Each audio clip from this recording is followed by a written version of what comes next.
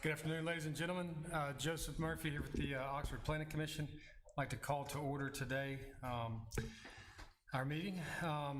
First thing we need to do is an approval of the agenda. There are no consent agenda items. Are there any modifications to the agenda? Just that case number, just want to point out, case 2869 is posted in addition to the 2863, but that was a recent this morning.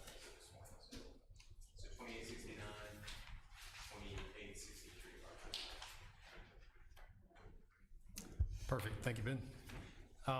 At this time, we would entertain an approval of the agenda. A motion? So moved. Second. All in favor, say aye. Aye. Aye. All right, moving on. The minutes from the May meeting, and actually, I've got a change that we need to document. Ben, I looked at the in-person remote attendance. I was actually attended that one remotely, but I'm not on the minutes.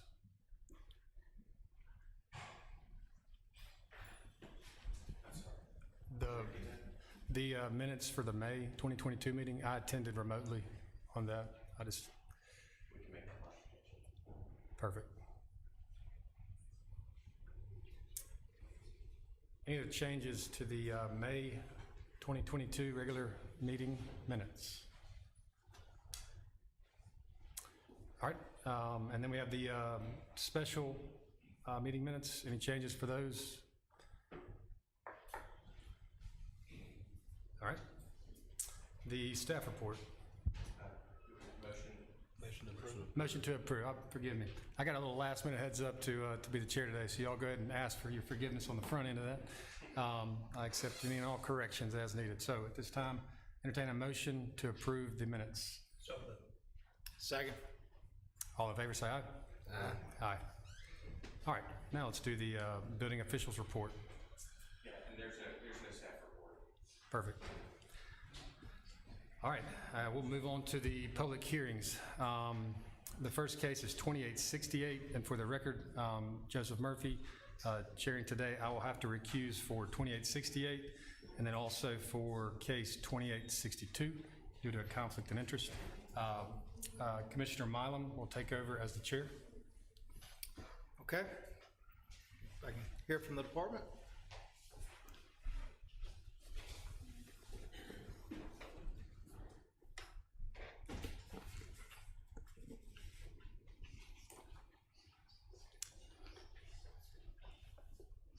Chairman Milam, if it's okay with you, we'll hear 2868, and then we'll hear the facts of the site plan in 2862, if that's okay. Approved. Yes. Okay, so this property, this is a request for preliminary and final plat approval for the South Grove subdivision.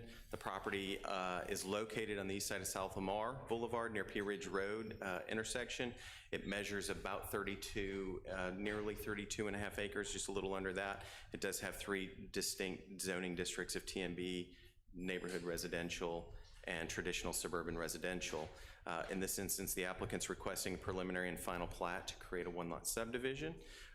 We have received covenants as of this morning, but they're in a draft state, and so as with any subdivision, we wait until there's an approval to receive a formal recorded copy.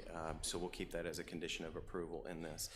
The applicant is proposing a mixed type residential development. It's the subject to case 2862.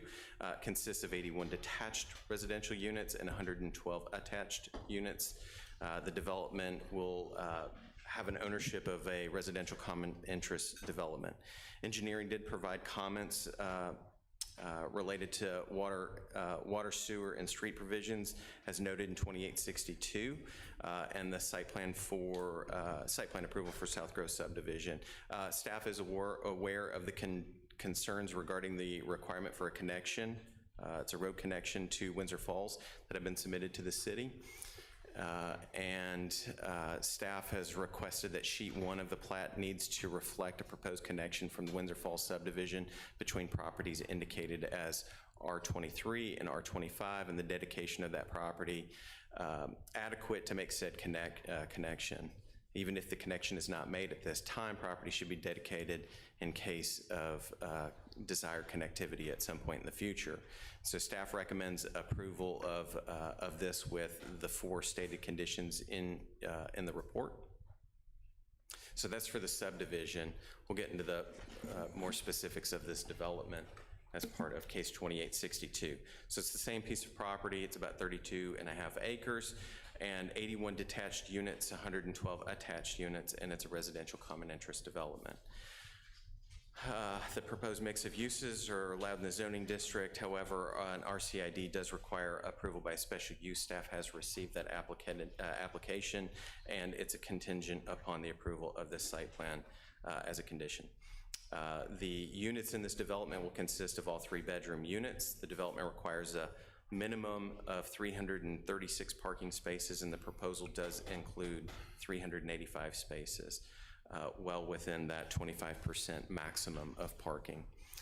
Lot coverage for this development varies, but on average, it's about 46% imperviousness, so they're within those that requirement. They do have landscaping requirements, and the design does meet that with frontage trees, parking lot trees, foundation plantings, and through edge plantings as well. Also, there is a requirement for landscaping around the stormwater detention facility, which they have provided. Tree mitigation, staff has evaluated that, and there's a total of 489 trees, 2-inch caliper trees that would need to be replanted on the site, and the applicant has provided a landscaping plan that shows all 489 of those trees will be planted on site. The architectural type for this development, they've provided some examples of the architectural style of buildings that will be constructed, and they did, for the attached units, they did provide an elevation there. The developer is proposing they would like some flexibility for the individual units. They're not intended to be cookie cutter. I think they'll vary as each homeowner comes in, and so they do want some flexibility, but they believe that it'll be similar to the Old Oaks development that they have in style. Staff has no objection to this flexibility, and we do evaluate those as they come in for building permit to make sure that they're consistent with our material requirements, which they do comply with those requirements. Engineering did provide comments related to access, and so access to the site is proposed from 2 points on South Lamar. It's actually 3 points on South Lamar, and 1 point on County Road 322. There is a connection into Windsor Falls subdivision will be required by tying into the existing dead-end street, Windsor Drive South, between what is currently shown as houses 71 and 72. The connection was shown on the original plans for Windsor Falls as Windsor Drive South, and subsequent plans related to parts or the entirety of the subdivision. This connection is not shown on the most current construction drawings. Staff is aware of requests from Windsor Falls that this connection not be made. In the event that the Planning Commission determines that the street should not be constructed at this time, it is still recommended that the right-of-way be dedicated. The Land Development Code recognizes the importance of interconnectivity, and this importance will only grow over time. Dedication of right-of-way now ensures that the feasibility to provide a connection at some point in the future, at some point when the community desires that connection, even if it is beyond our lifetime. The connection to County Road 322 will provide for future connectivity to Highway 7. Due to the number of units being proposed, a traffic impact study was required for this development to ascertain the effects, if any, to South Lamar and County Road 322. The study evaluated multiple intersections along South Lamar, including County Road 322 and Pea Ridge Road, Windsor Falls Boulevard, Center Ridge Road, Highway 7, and a driveway. Traffic counts were completed in February 2022 when school was in session. The traffic impact study reported that the development will result in 121 additional trips in the AM peak hour and 151 additional trips in the PM peak hour. The level of service at the intersections of South Lamar with Windsor Falls Boulevard and Center Ridge Road, Veterans Drive, are projected to decrease from a level of service B to a level of service C, which is still acceptable. And the level of service at Center Ridge Road or Veterans and Highway 7 is currently a level of service F and is anticipated to remain that same even with the increase. This increase more likely is attributed to the growth in traffic on Highway 7 rather than a result of this development. Staff is aware of requests from the Mississippi Department of Transportation for a signalized intersection at this location, but is not aware of any plans for installation. Sidewalks are required along South Lamar, and water and sewer will be provided to the development via 2 connections to an existing City of Oxford 8-inch water main along South Lamar. Easements in favor of the city will be required for new water mains within the development. Sewer from the development will be collected by a new private sewer network and conveyed to an existing city manhole at the southern boundary of the Windsor Falls subdivision. Staff has requested the design engineer evaluate the feasibility of a connection to properties along County Road 322 for sewer service at the city's expense. In the event it is feasible and provide sewer to the annexed area through this development, the city would request an extension of that sewer line from the currently planned origination point to County Road 322 at the city's expense for that future connection. The city would also seek to maintain the trunk line through the development with all branch connections and service lines remaining private. An easement would be required for that. In the event that Windsor Drive South is not extended and staff has required, as staff has required, then there would be a conflict to be resolved regarding the sewer line that passes between houses 71 and 72. There remains some minor technical details regarding the water and sewer plans to be reviewed and approved as well. They also provided comments related to the stormwater management system, and that is still under evaluation and would require final approval by engineering staff, and that's listed as a condition of approval. So staff recommends approval of the site plan for South Grove with the 5 listed conditions in your staff report. I'll just read through these conditions real quick. The site plan is contingent upon final approval by the Mayor and Board of Aldermen of case 2868 for the subdivision of the property. Prior to the issuance of any permits, the applicant shall provide for, shall apply for and be approved for a special use for residential common interest development by city staff. Prior to the issuance of any permits, the applicant's subdivision shall be approved by the Mayor and Board of Aldermen. All comments related to the proposed site plan submitted April 14th, 2022 must be addressed to the city engineer's satisfaction, and these include plan revision to show the connection to Windsor Falls subdivision or a dedicated right-of-way at a minimum, easements in favor of the City of Oxford for new water mains, final approval of the stormwater management plans, and staff has the authority to change, to approve changes regarding the sewer line location and ownership. So there's a bunch of people in the audience that I believe want to speak. The applicant's engineer is joining us virtually, Paul Kashanina, although he does have some representatives in the room, and the developer is also in the room. Okay. Thanks, Ben. Any questions from the board for the planning department? I've got one. Ben, as far as the proposed connection to Windsor Falls, I know this is a condo development as opposed to like a platted subdivision. Is there enough space? I mean, you said it'd be between 72 and 73. Wouldn't they pretty much have to knock out a unit? I'm going to ask Rihanna to jump in on that conversation. She's the city engineer. Yes. So the connection or dedicating that right-of-way would require those 2 units either to be adjusted or one of them to be eliminated in order to fit that right-of-way dedication space in there. Okay. Hey, this is Paul Kashanina with Precision Engineering. I'm here remotely representing the applicant, Walker & Walker Enterprises. And as Ben said, and as we always appreciate, Ben has done a great job of introducing the project. But we do have representatives from our office, Caitlin Buckner, our landscape architect, and Johnny Wilson, engineer in our office that has been working on this with me. And Ryan Walker is in the audience, I believe, as well.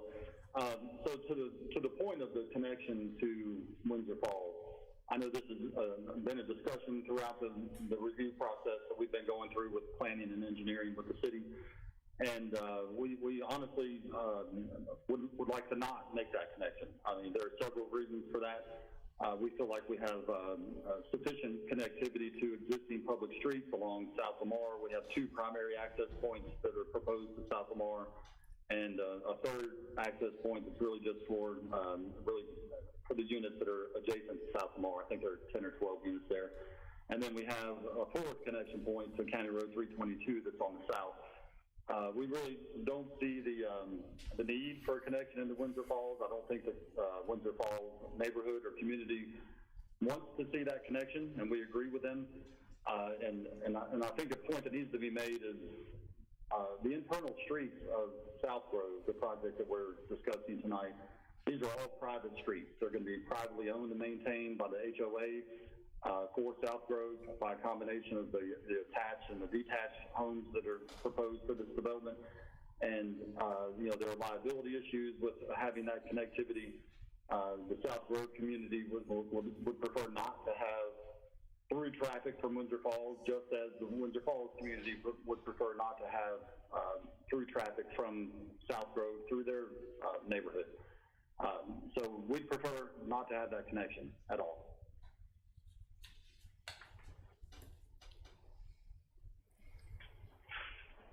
Does anybody on the board have any questions for Paul? Mr. Mom, this is J.R. Rigby.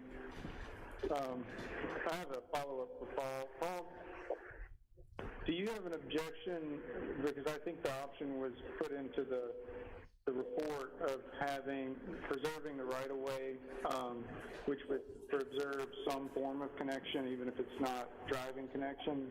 Do you have an objection to having that right-of-way and possibly pedestrian connection between the 2 communities? Well, I think vehicular access is something we would definitely like to not have. The connectivity for pedestrian access between the 2 communities is something that I assume could be discussed, but vehicular access, I think, is something we don't desire. I mean, we stand with the Windsor Falls neighborhood with that position. Thanks, Paul. And Ben, not to put you too much on the spot, but what's the rationale under city planning to have the connectivity? Through the comprehensive plan and the land development code, we've learned over the years as Oxford's grown that it's important to have connectivity and have multiple access points or options for people to get to and from different places in different ways. It helps alleviate, by giving options, it helps alleviate some typical traffic flow patterns. And so, it does allow for access to, say, other developments, whether it would be for commercial options that may be, so in this instance, there is a future commercially zoned piece of property that could be developed at some point in the future. I mean, it's back when, I think years ago, when Windsor Falls was, phase 1 was developed, I think there were other considerations for commercial activity to take place. And so this would provide an additional outlet for people to, to go through South Grove and connect to that development, or vice versa. People that are trying to get to South Lamar or to a friend's house in another development. Oxford has a lot of residential subdivisions that lacked that connectivity over the years, and it's a complaint that the city has received multiple times of having additional options for people to get to and from. And so I think that that's what this rationale is, to at least to continue to facilitate that between these 2 developments. But the city owns the right-of-way on the Windsor Falls side already, right? Where the 2 would connect. I have a question. I don't know whether it would be for Paul or someone else representing, but the developer. but what would the resistance be to having pedestrian connectivity? I mean, I understand a lot of people here are concerned about traffic coming through because there are so many children and so on. When your 8-year-old's best friend lives right over here, wouldn't you love for them to be able to walk there without going out on a sidewalk on South Lamar when they're, 10 years old or something? What would the opposition, the reason for that be? And I think that's a question for the developer or their representatives. Well, again, I'm not sure that that there's a strong resistance from our client's side, and Brian's there in the office. He can, or I'm sorry, in the audience, he can speak to this if he feels that he needs to. But I'm not sure that there's a strong resistance to pedestrian connectivity between South Grove and Windsor Falls, other than the same points that I made a moment ago. The streets are internally all private on the South Grove development. We do propose some walking trails around the stormwater management facility, and there's some park area that's proposed in South Grove. I don't know that we're trying to encourage that to be sort of a community public park. I mean, we're not proposing that. There are liability issues with that. It's really intended to serve the residents of South Grove. And there are some pretty significant challenges with terrain and elevation differential between the existing public street, the stub out that's there in Windsor Falls, that's there now. Trying to connect that into South Grove could be challenging from a topography perspective, but nothing's impossible. I mean, it could be possible. Paul, this is Kirk again.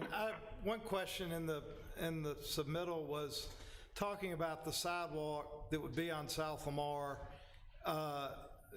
and there being terrain difficulties. Is the plan to make the sidewalk all the way, across South Lamar, all the way to the corner of County Road 322 and down? Yes, that's correct. I mean, the Land Development Code requires sidewalk to be installed along all the frontage of the proposed development for South Grove, and that's what we're proposing. There will be a continuous sidewalk from the northwest corner of South Grove all the way down to County Road 322, and then that will continue along the frontage of County Road 322. Of course, there is no sidewalk on South Lamar that's adjacent to Windsor Falls.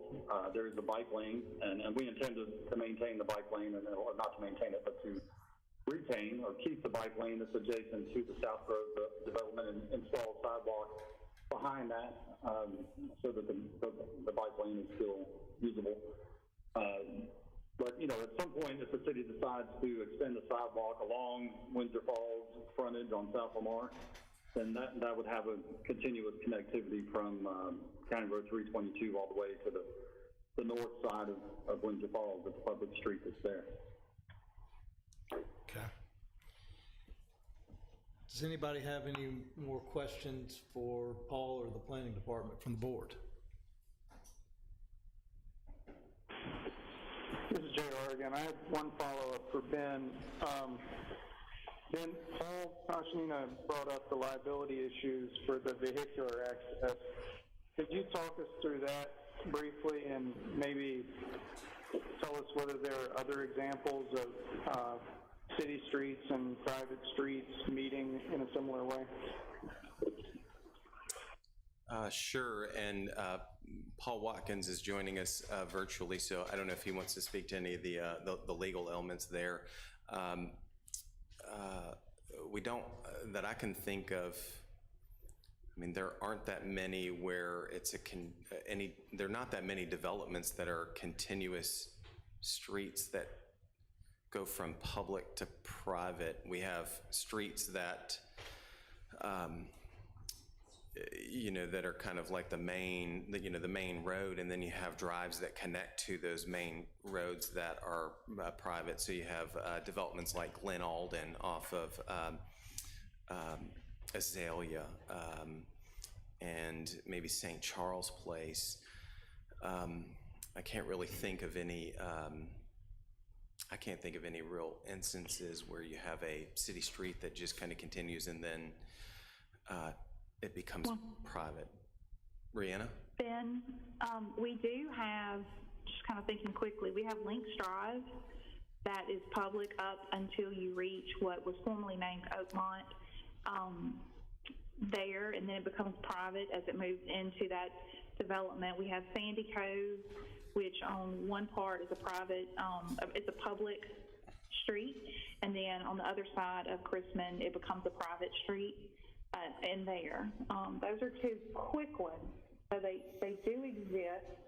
I'm trying to think of other places, but those two I can think of quickly where you have that transition that from public to private.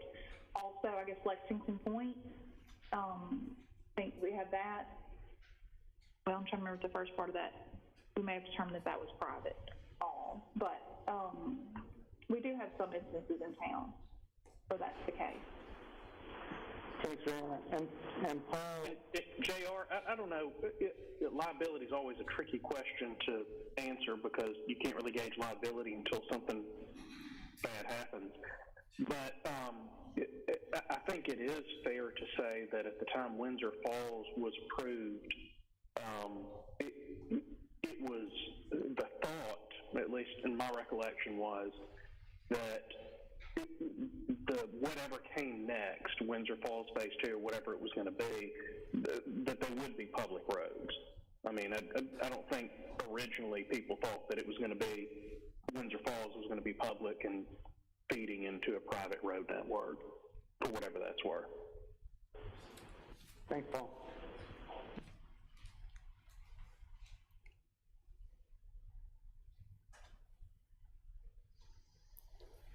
Any other questions from the board? Okay. At this time, we will entertain, comments and questions that the general public has. There are a lot of people out here. We have received a lot of emails, and we have read all of them, and understands the concerns that y'all expressed in your emails. This is a public forum, so anybody can get up and speak, but in the interest of time, if you feel like somebody's already, stated your point 2 or 3 times, we've heard it. But at this time, I would, open the floor to anyone from the public that would like to speak. Mr. Freeland. First, I'd like to vote for Windsor Falls to stand up. Thank you. Those are my clients, Your Honor. And, there's probably no one in this room who's lived in Oxford longer than I have. And I had the privilege of growing up, and y'all grew up, you had in neighborhoods, small neighborhoods where kids thrived. And in a university town, it's important to separate where the students and multi-families are with the kids, where the families are, depending on age. Because the moment you put in what they plan to have in this subdivision, I'm not coming here to say I oppose it. We're talking about this road. That's what they would actually prefer green space between the two neighborhoods. They prefer that. When Windsor Falls was planned, it was planned as a single family development. And I have many professors here who are here and raising children here, so it's important that they have a place that they can raise their children. We don't have it. I was a student. I don't have any problem with the students, but neighborhoods where families are and students don't mix well. And when you get condos and duplexes and triplexes and you have increased traffic, you're changing the character of those neighborhoods. And then what I heard is we want to keep this open just in case of commercial. Well, that's going to completely change things. And so what we want to do is keep the neighborhood intact as it is and not use this road to cut through, and the developer doesn't even want that. And the engineer who looked at this said that this road was impractical. It's at the top of the hill, and it's impractical, and he doesn't even need it. So, Your Honor, the road, the traffic studies through that, if you've ever been there, particularly after school, you're going to increase the traffic mostly during the peak areas after school when the kids are out there playing. So we're not against development in Oxford. We're not against development, but we don't want this neighborhood to change its character, so we can preserve Oxford and its character as it grows, and the nature of our neighborhoods. And that's why we're here today. So some other of my clients might wish to speak. Also, another things that hadn't been considered is the drainage issues. You know, it's going to come from the very top of this hill. Where's it going to come from? From there, and that hasn't been kind of rectified. So we really haven't heard from the staff why it's necessary to use this road at all. So we're not against the developer. We're not crossing that, but the problem is if you leave that open, then 10, 20 years ago, or maybe outside our lifetime, the people that that moved there will say, well, it was grandfathered in some years ago. It's like the road next to Bowles Alley. You know, it was just done, and so nobody knows why. So we ask that this road not be approved. We think the better plan is to have a screen in there, and to preserve this neighborhood and for safety of the children and the families there. So all you have to do is look at the neighborhoods like Phillip Road, Layton Road, these small neighborhoods where people can come and raise their children in what is generally a fairly expensive town, in which for these professors to buy property. So what you're going to be putting is students who have parties running through there, and we know how fast they drive. So, Your Honor, I appreciate you're not doing this road and not grandfathering it in for some later day. Thank you. Thank you, Mr. Freeland. Anybody else from Windsor Falls like to speak? Yes, sir. And could you please identify yourself? Yes, absolutely. My name's Burton Doss. I'm currently serving as the HOA president for Windsor Falls. And as you can see, the large contingency here. And I hope that I do everyone justice by speaking on our behalf. What Mr. Freeland said is spot on. I brought my son today, and I want you all to see him. My son is with me, and what he does every day, he runs the neighborhood. So we've had a lot of facts, a lot of numbers thrown around, but I want you to see the people that are here. The people speak. And when I see my son, when I see him running, if I see this road being built, there's more traffic being introduced into the neighborhood. Cars are coming down at a much faster pace. The engineer has spoken. They do not want this road to be built. The developer who's in the room does not want this road to be built into our neighborhood as well. It changes the whole complexity of our neighborhood. We are here today to represent Windsor Falls. There's other neighborhoods here. We are trying to protect our property values. It's very important. Oxford is one of the greatest cities around, and we're trying to keep it that way. With that being said, we're also looking for at the top of the hill of the outer loop, there are trees that are there. We're trying to be a good neighbor to this new development. We're looking for a green space as well. There's nothing better. You know, there's people I'm sure that are in the audience today that bought houses so that they can walk out in their backyard, so that they can enjoy a cup of coffee, have dinner, socialize, whatever, and look at the trees. Well, there's the potential that these trees will be removed. So now we're looking at apartments. Nothing against the development. We're not opposing the development. We're just looking for a line of demarcation. We have to go through a lot, we're gonna have to go through a lot as a neighborhood of noise pollution during this construction, a lot of dust coming into our neighborhood. We're looking for some type of consideration from the city to protect our neighborhood as well. So that's why I'm here, just to speak on behalf of our neighborhood. So thank you very much. If there's any questions, I'll be happy. Does anybody have any questions for Mr. Doss? Thank you, Mr. Doss. Could I interject one question to ask Paul, to this point, about the green space? Paul, it looks like to me on the site plan that we got, there's a dark green area that borders what will be Windsor Falls. Is that proposed to be a buffer area?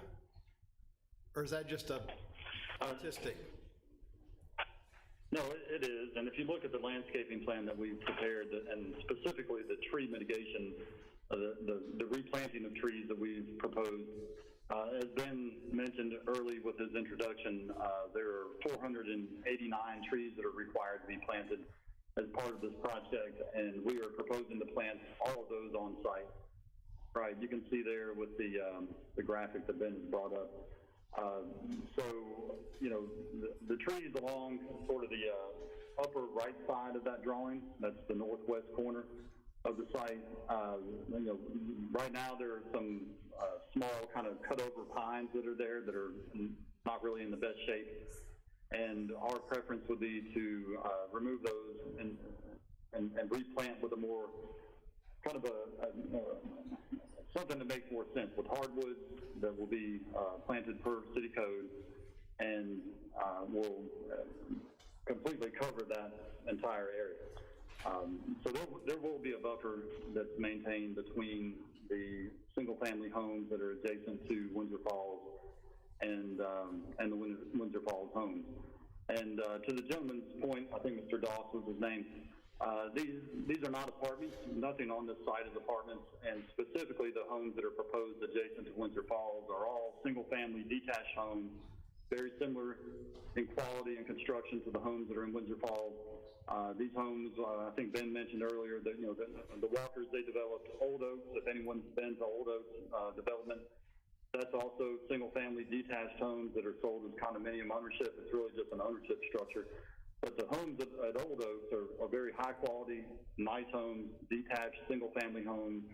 And in fact, these homes will likely be nicer than those homes and sold at a higher price point. And there will be a significant buffer maintained between the properties. And just to hit on the point about drainage that Mr. Doss brought up, or I think it was Mr. Doss, all of the drainage from this site will be directed to the fairly large stormwater detention pond that will be heavily landscaped, and all that water goes to that pond and discharges where the site drainage goes now, and will not impact Windsor Falls. Okay, thank you. Is there anyone else that would like to speak from Windsor Falls? Yes, ma'am.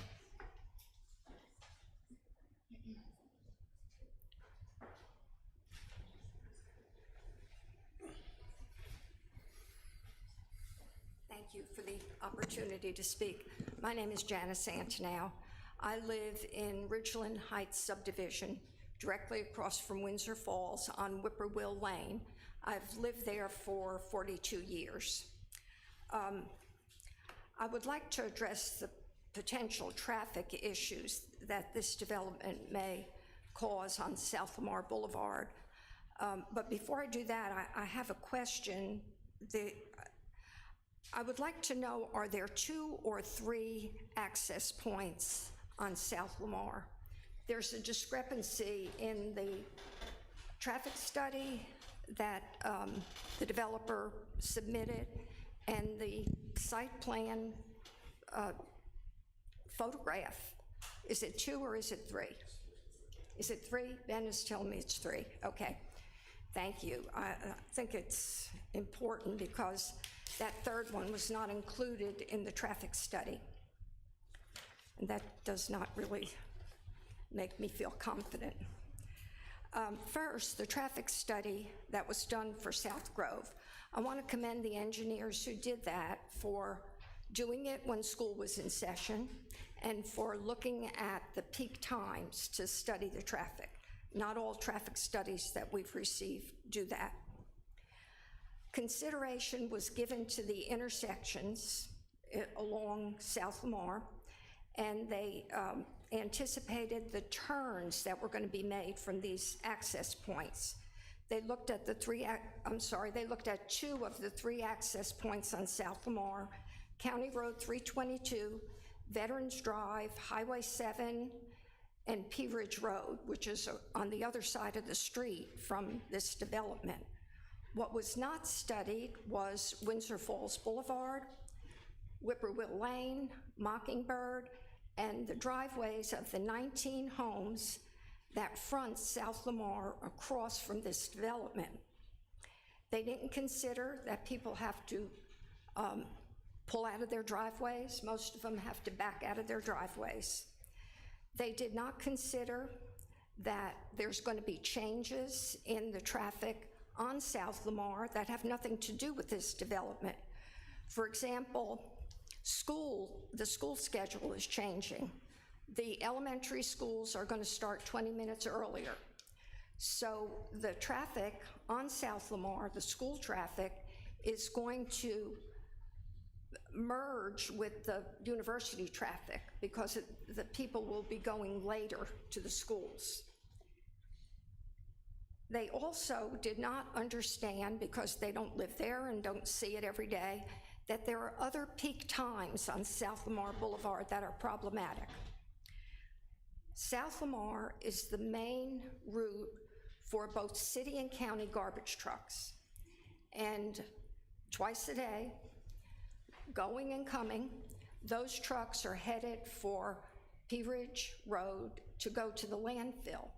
So around 3 o'clock, all these garbage trucks come, I don't want to say flying, come rolling down South Lamar to go to the landfill, and then they come back. So there's other times that can be considered peak times on this road. The conclusion of the traffic study that was done by this developer reported that a current level of service on South Lamar Boulevard in front of this proposed development is a B, like in boy. Briefly, level of service is a measurement that's used to determine the capacity of a road.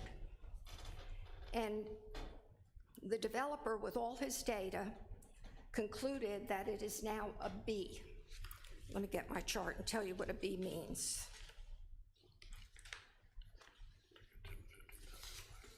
Okay, level of service B means that it's reasonably free-flowing, a stable flow, and it's at 35 to 50% capacity. Okay, if you live there, you already question that. They also said that in 2030, with no building, in other words, in 2030, if everything stays the way it is, except for anything that's in progress, which they call a no-build scenario, the impact on South Lamar Boulevard would maybe be a C, but it wouldn't be very significant. Okay, that's that traffic study. Back up to 2019. In 2019, Lafayette County, Oxford, and the university adopted a transportation plan. It was a large group of city, county, university professionals and citizens who worked on this plan. Some of you may have been involved in giving input into this.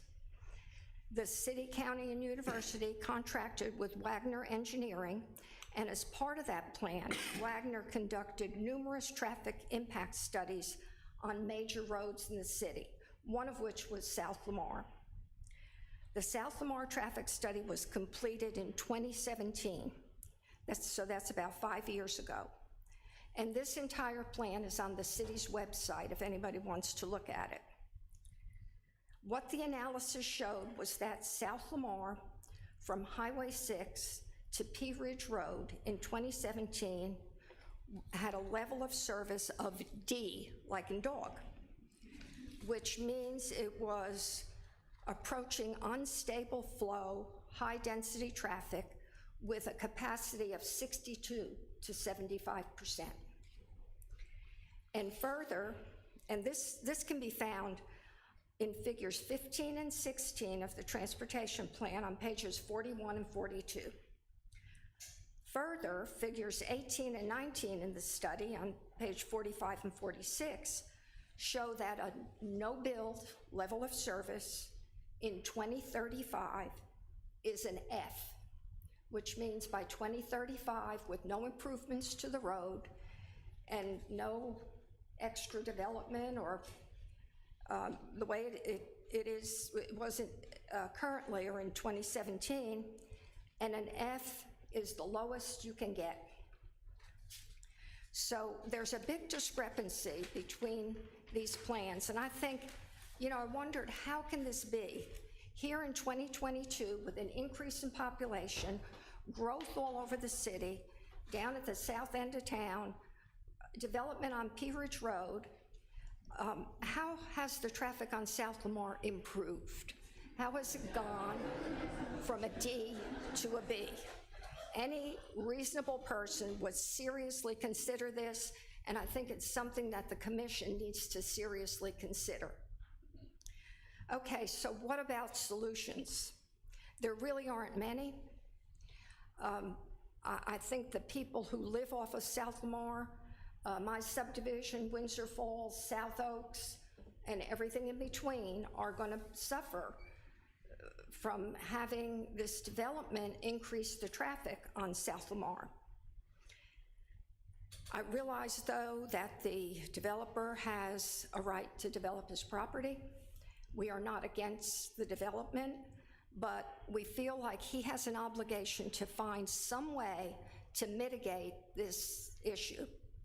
One thing that we know is that with this development, the only way that the people from South Grove can get to Highway 7 is to come out onto South Lamar Boulevard. That is the only way. Nobody is going to use County Road 322. Not even bicycles use 322. It's treacherous. There's a huge drop-off in the westbound lane as you come off the highway. It's not going to be used. It's as simple as that.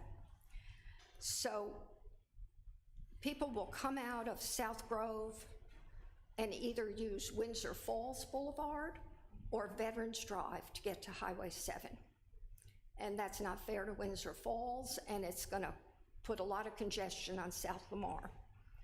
So, and this situation is going to be at its worst during construction, because the construction trucks are going to have no way to get into and out of the South Grove development except by using South Lamar. So we're going to have dirt trucks, building supply trucks, every kind of truck in and out of there on South Lamar Boulevard. When Windsor Falls was being developed, the people in my subdivision worked with the developer, and they agreed to have all construction traffic come off of Highway 7, and they did, and it was great. It was not disruptive at all. If you folks approve this development, I think as a condition of approval, the developer should be required, first of all, to find a temporary construction easement from Highway 7 so that all construction traffic can enter and exit that way. Don't know how difficult that's going to be. I don't know how long it's going to take, but I think it's essential to the safety and quality of life of the people in our area. And then, secondly, and this should be before he gets a grading permit to have that construction easement. Secondly, before there's a certificate of occupancy to any of the buildings that are built, he needs to have a permanent road a permanent way to get to Highway 7. However that may be. Now, it's possible, not probable, it's possible that the intersection of 322 and Highway 7 will have been constructed by then, and that may be a solution, but we've been waiting for Highway 7 to be improved for 25 years, and I wouldn't count on it. So that too needs to be a condition of approval. And I would be glad to answer any questions that you folks have for me. Any questions from the board, from Ms. Antonelli? Is everything I said clear? I know I gave a lot of figures. Yes, ma'am, we You got my definitely heard message? you. Yes, ma'am. Okay, great. Well, thank you very much. I appreciate having the opportunity to speak. Yes, ma'am. This is Paul Costellino. I've heard with,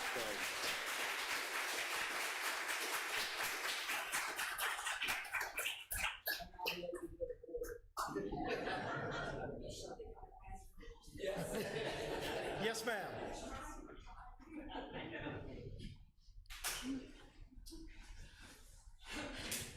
Oh, you dropped something.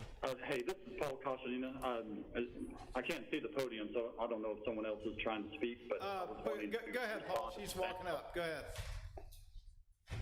Right, so just quickly, the Walkers in our firm did engage Bucart Horn, a very reputable, very experienced, large traffic engineering firm, to conduct a traffic study that's been presented to this commission. That traffic study used very standard, industry standard data for the no-build condition, as Ms. Amnow mentioned, as well as the projection of traffic from this development. These are all city streets that we're proposing to connect to. That's the only access this property has is to South Lamar into County Road 322. The Walkers do not own any property that fronts on Highway 7, so they therefore cannot access Highway 7 directly. The study does show that the proposed and projected traffic from this development will operate at a very acceptable level of service. The intersections that were studied were coordinated with the engineering staff for the city of Oxford, and again, show that there should be no adverse impacts. I mean, if County Road 322 is a dangerous road, it's a city street, and the city should probably take a look at it. We are proposing a connection to County Road 322 because we feel like that will help to distribute traffic from this site, and we hope that residents and construction traffic will attempt to use that road as much as possible. As Ms. Atnow says, County Road 322 is proposed to be improved when they build the Highway 4 widening, when they make that, when they build the 4 laning on Highway 7. And when that'll happen, our client has no control over. We would love to see that happen soon, but these are public streets, and our client has the right of access to those streets, just like the residents of Windsor Falls and everyone else that lives on South Lamar. Thank you, Paul. Ma'am, would you please state your name? Yes. Good evening. Good evening. My name is Christina Davis, and my husband and I have lived on Whippoorwill Lane, which is in Ridgeland subdivision, for 32 years. And that is, of course, as she stated, across the street across South Lamar from Windsor Falls. I also attend the Church of Jesus Christ of Latter-day Saints, which is here in Oxford, which is the large square object on your site plan, proposed site plan. First of all, I would like to thank you for your service on the Oxford Planning Commission. We recognize that doing so as a volunteer of your time and your effort in navigating all that's being said and considering. We have as well participated, especially on this particular piece of property, for over 30 years, over 20 years, and we truly value the careful attention that the members of the Planning Commission has offered the community. I have a few questions to take a couple steps back, but I want to insert here that County Road 322 belongs half to the city and half to the county. and that it is, have any of you driven down South Lamar and down County Road? Okay, so you would know that you, oncoming traffic, you have to move over onto the, into the grass, practically, if you can not get into the little ditch. Okay, and so I want to take a step back for a second. I have a question about the Plat approval that is part of this evening's discussion. I was under the impression that that would be passed first, and then you would go on to the site plan. Is that not the pattern that is generally done, where you approve a plat and then you move forward? We can discuss both at the same time. We will vote on the plat first. We must approve the plat before we can approve the site plan, but we can discuss them simultaneously. Yeah. And so what is the purpose of having a preliminary plat approval and a final plat approval if you're going to do it on the same night? I'm going to let Ben answer that question. It's our city planner.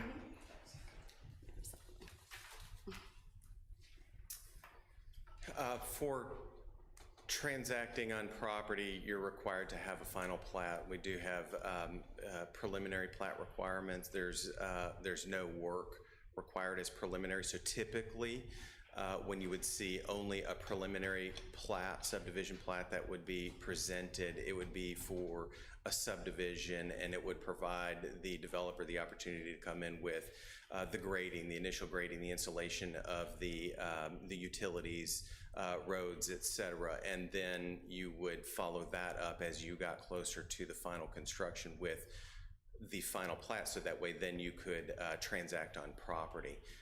In this instance, the development is occurring through a site plan, and so the preliminary and final plat is merely for the transaction of property.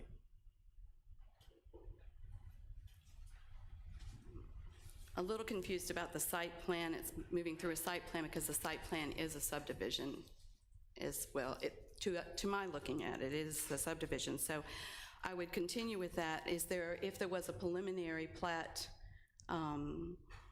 plans initially offered, it would also give the community an opportunity to realize that something is happening, be alerted to making sure that we could let everybody know, because Windsor Falls is wonderfully represented, and I believe the developer made contact with them and had a meeting with them.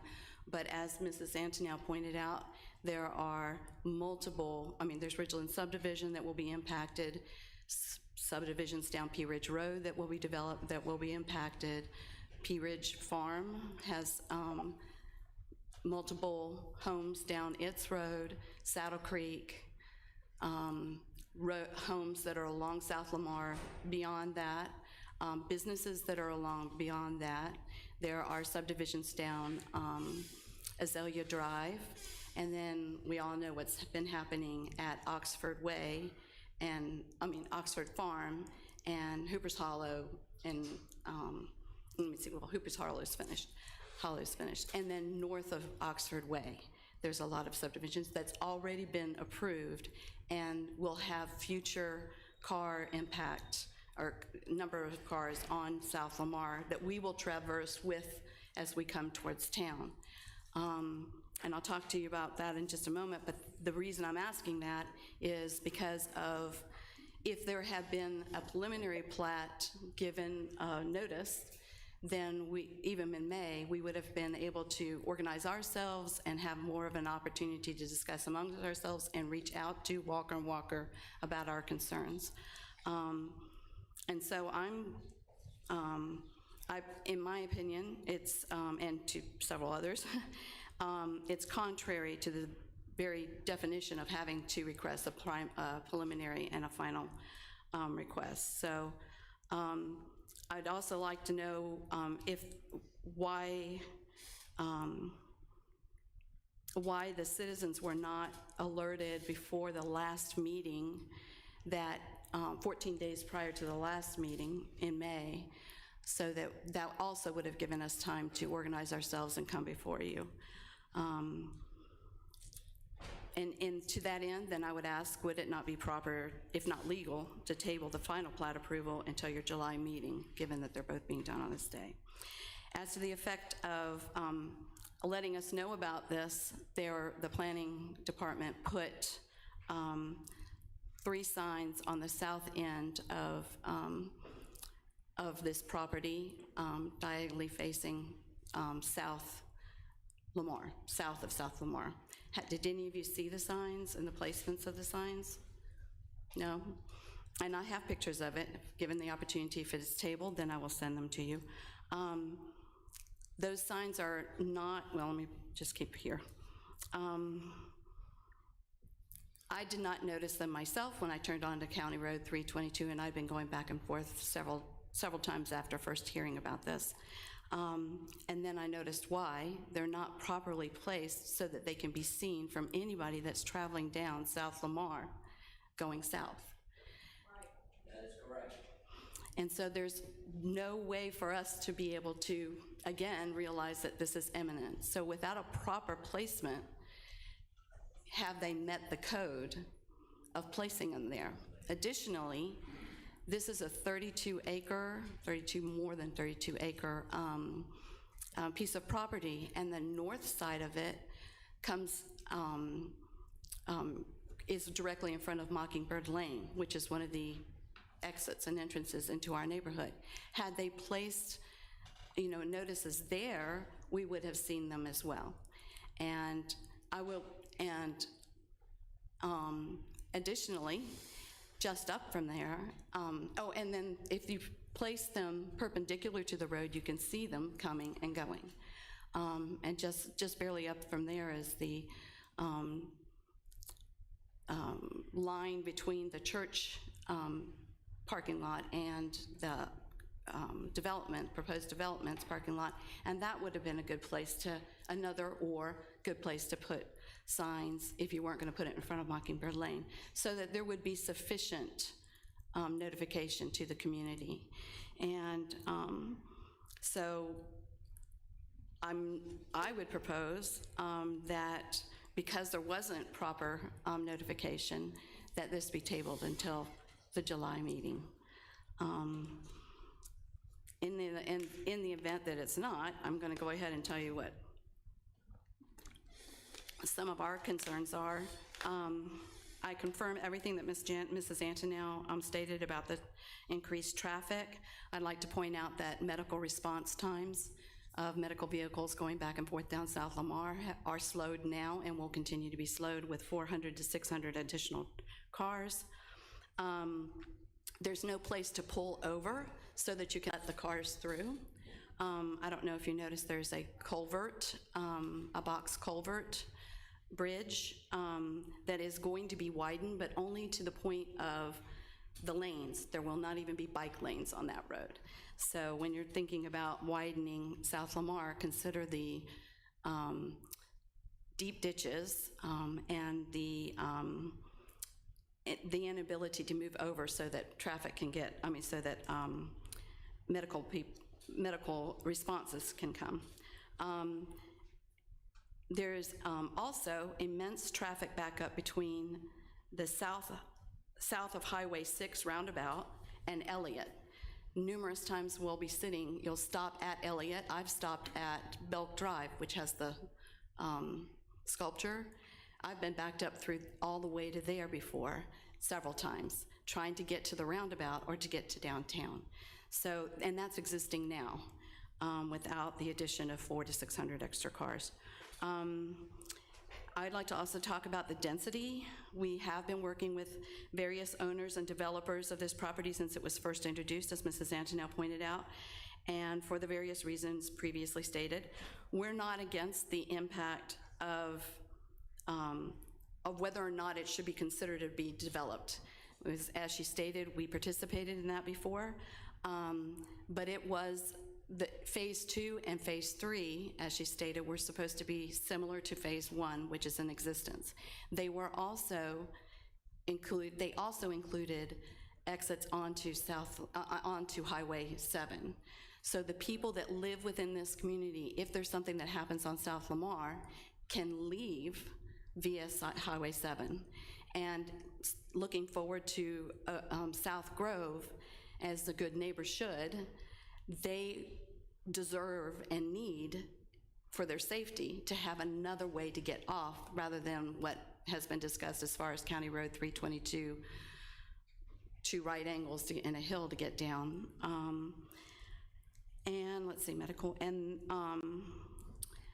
let's see. Additionally, traffic backup going back up to the roundabouts on from Highway 6. During the peak times, Highway 6 exit that climbs the hill towards South Lamar is backed up all the way down onto Highway 6, the right lane of Highway 6. So that we're going to be adding to all of that as well. So we are beyond this opportunity. This is this request of the people that live there now to add the density of the amount of homes planned is not fair at the very least, and negligent, frankly. Let's see. The tree buffer was mentioned. Oh, first of all, I want to mention the Planning Commission has the opportunity, the right, if not the responsibility, to require of the developer the least density. You can ask him that. He can come and ask for the most density, and you can require of him the least density. At one point, that was all the single-family home style, but now it's rezoned, so duplexes at the very least. Okay, about the tree buffer, if you're driving back and forth through down South Lamar, there is a wide land buffer on either side, and this is very necessary.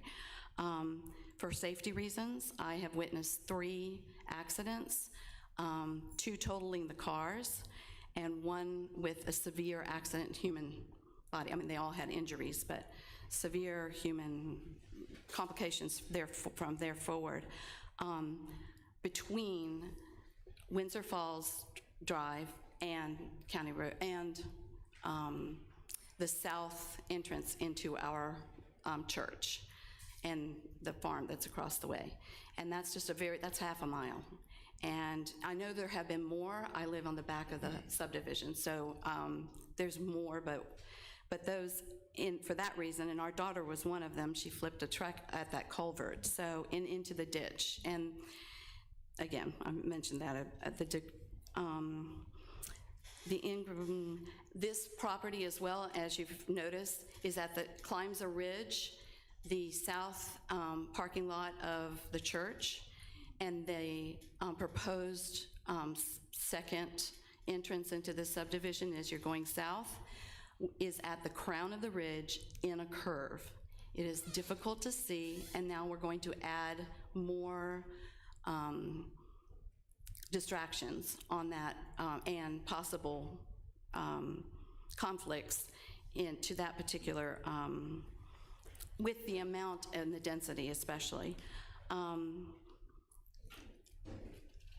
Was there an impact study that was done that included to properly reflect the impact of this development to all of South Lamar, all the way to the roundabouts, as I mentioned before? If this proceeds, I would put forward, I am putting forward that it quite possibly can it will devaluate the property of everyone that's going to have to travel once you get past Azalea Drive, going back and forth, because of the difficulty to do so, first of all, the increased length of time to do so, and the lack of medical services being able to get down there, and that includes those people who will who will eventually live in South Grove. There have been, let me see here.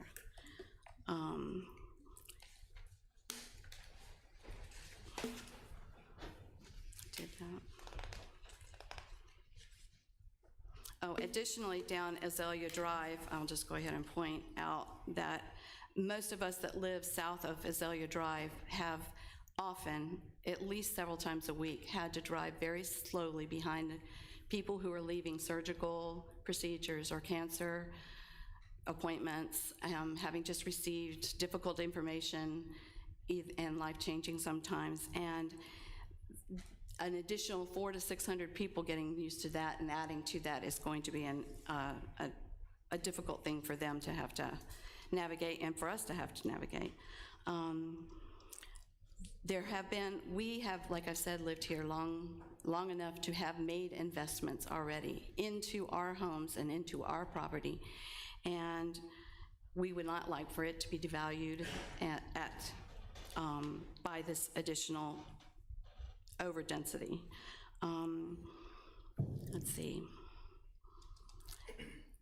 At one point, it was explained to me by Mr. Requette, if I said that correctly, that there is commercial property on County Road 322, when I asked him about the commercial property that's going to be put on the corner, and those, first of all, one or two of them are vacant. Well, one's vacant, one's not in use. I haven't seen a car there ever going down that road, and the other is mini storages, so low traffic impact commercial things, and we can't be sure that that's what's going to be on the corner of South Lamar and County Road 322. Again, there were inaccuracies in the proposals of the proposed narrative and the site plan map. So what other indiscrepancies are we going to agree to that we would find out later? Let's see. Thank you very much for your time. Again, I respect greatly your willingness to discuss this with us this evening. I do believe there is an initiative, we had 2020, we had 2037, for the responsible progress of development, and that's what we are asking of you and trusting you to consider as you move forward with this decision. Thank you. Thank you.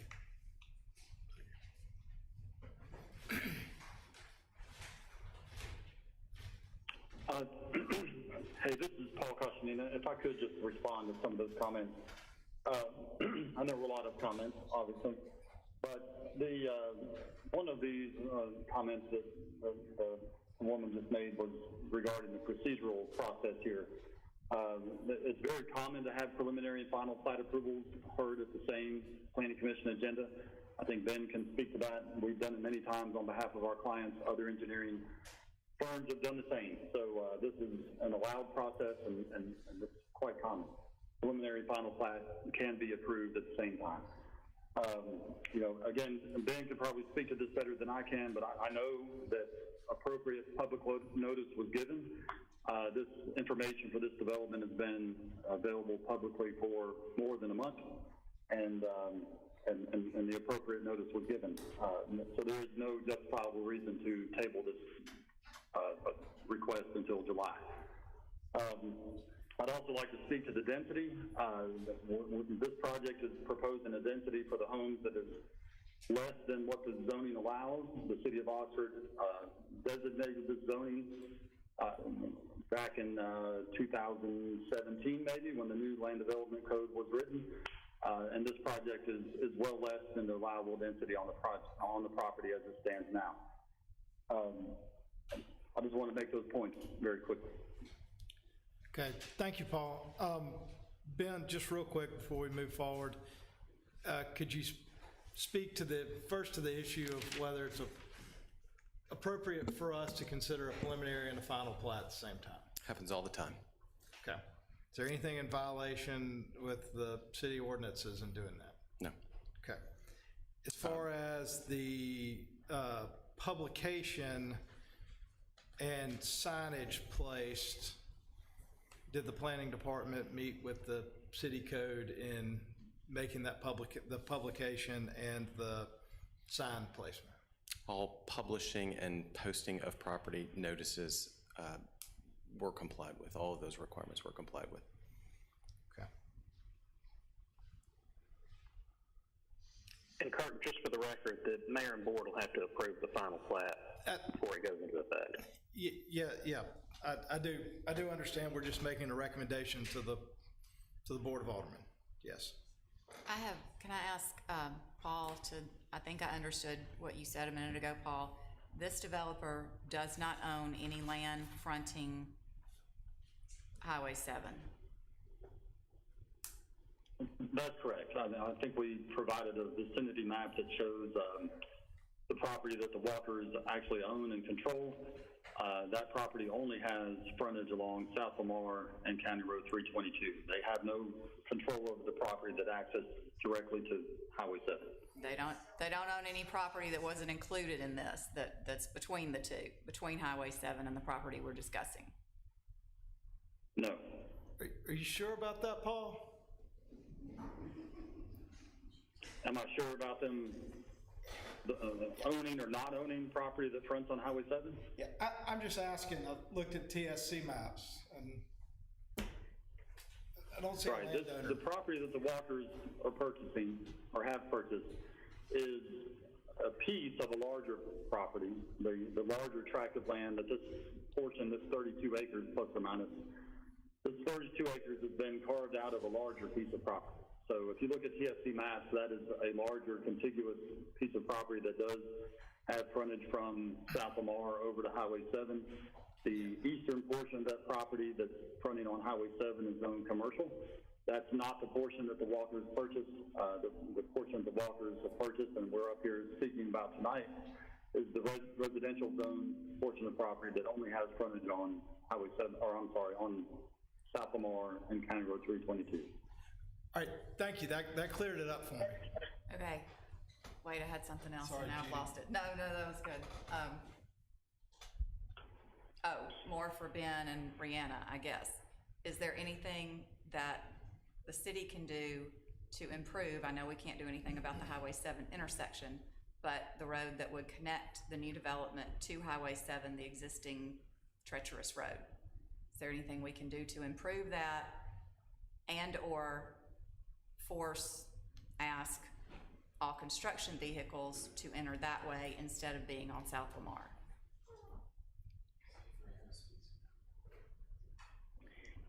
In previous cases, the Planning Commission has seen, and it's been part of the approval, for there to be improvements on adjacent streets. That is not something that engineering required when we were first looking at this development, but it is something that has been in the past that we have seen in some instances looking at it. The road is 18 feet wide. A lot of it is the appearance. It's because it was a county road and we've annexed it, but as far as improvements, striping, clipping back, some of the brush, it's got a narrower right of way, but there are some things that could be done to improve it. As far as particularly striping would be one that we've done. As far as requiring construction traffic to enter, to use a different way, that's also something that has been done.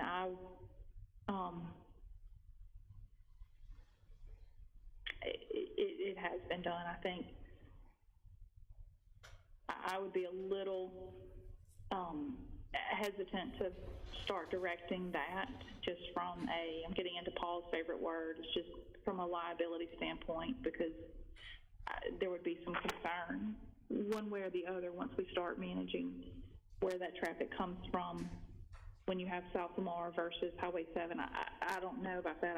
I would defer to Paul on that part.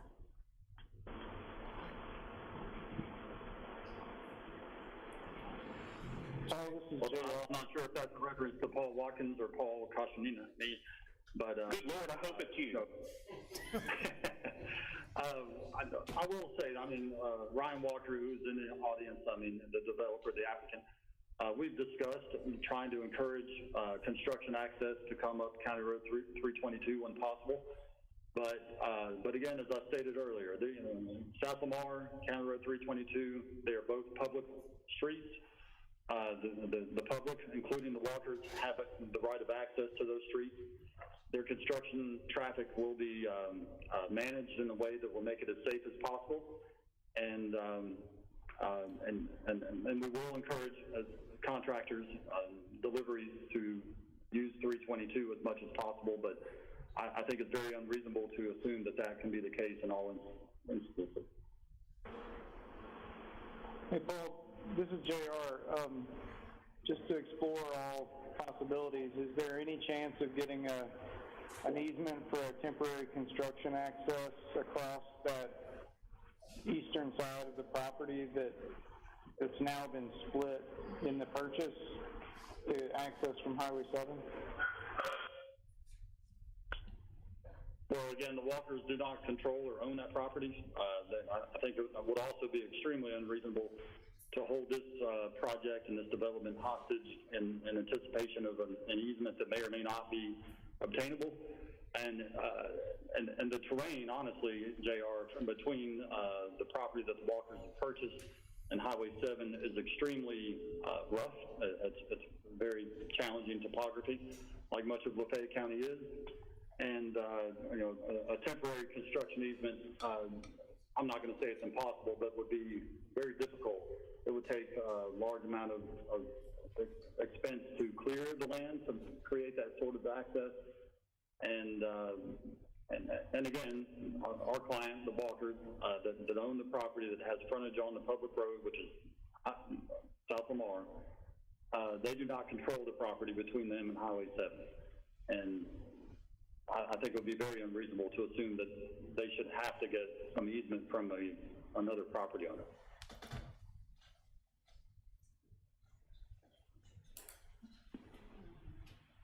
It's done all the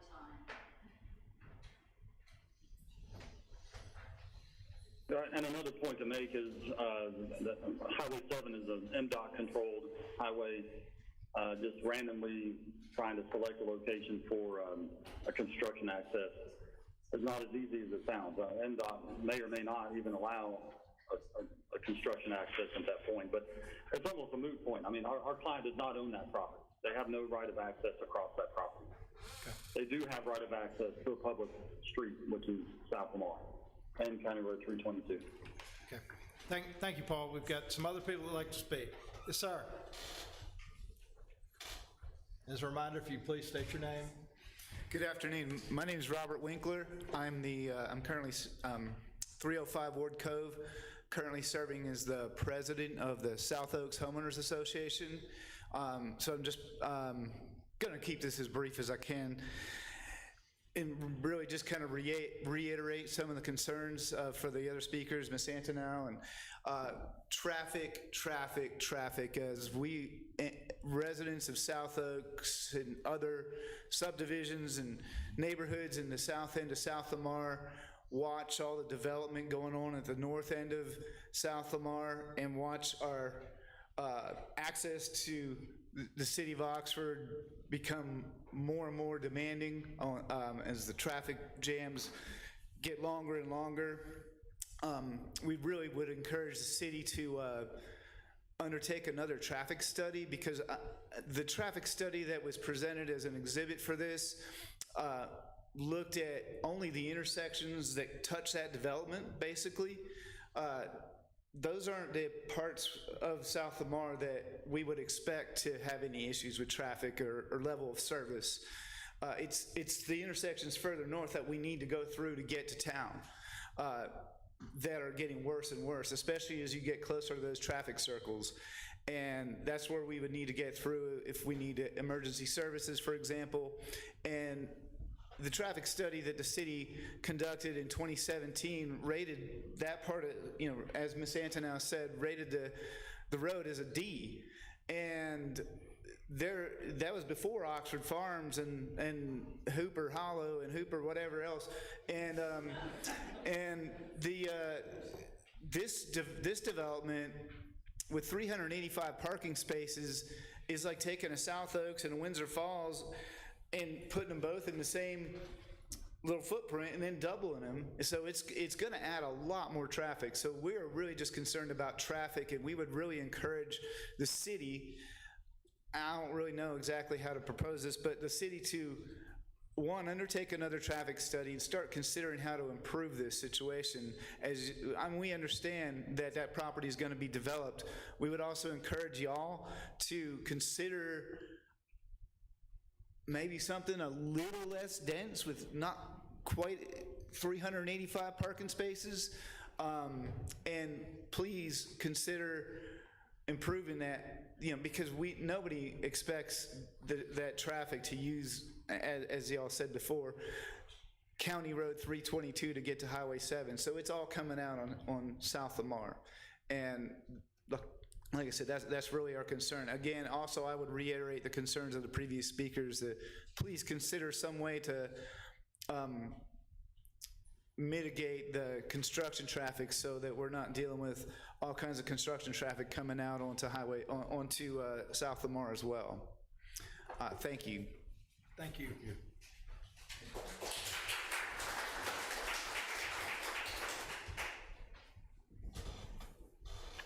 Again, if I could just respond very quickly, this is Paul Costanina. We engaged a very experienced traffic engineering firm to evaluate the intersections in the vicinity of this development. That was coordinated very heavily with the engineering staff with the City of Oxford.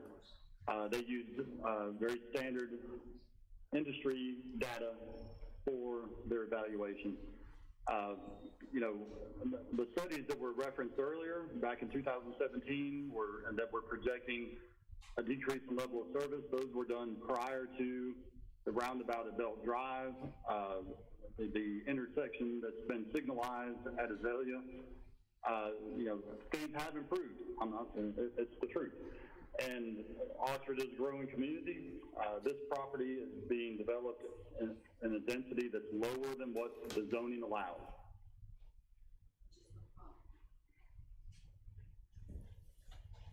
Yes, sir. I will speak to, this is Rihanna again. I apologize. I can't see who's at the podium either. I apologize.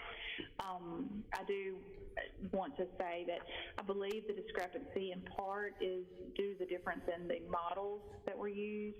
So when the city and the county and the university, when we had the transportation model, that was a model that was developed for the entire county, and it included the major corridors in Oxford.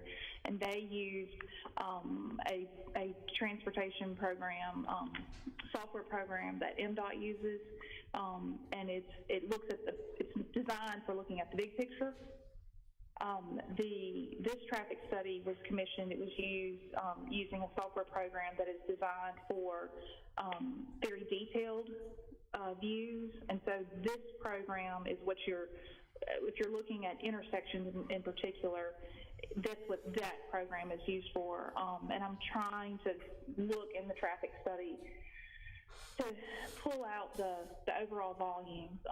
I've been looking at that to try to pull that number out to see the total volumes and not just the peak hour traffic that we're looking at. But I do believe that is where the discrepancy lies, in that they use different, they're basically designed, one's designed to look at a big picture and one's designed to look at a very small, detailed area. So I think that's part of where that discrepancy comes from. But I'm still trying to research the two systems. That's what I know about them. Okay, well, we'll give you a chance. We got a few more people, I'm sure, that want to speak. Yes, sir, go ahead.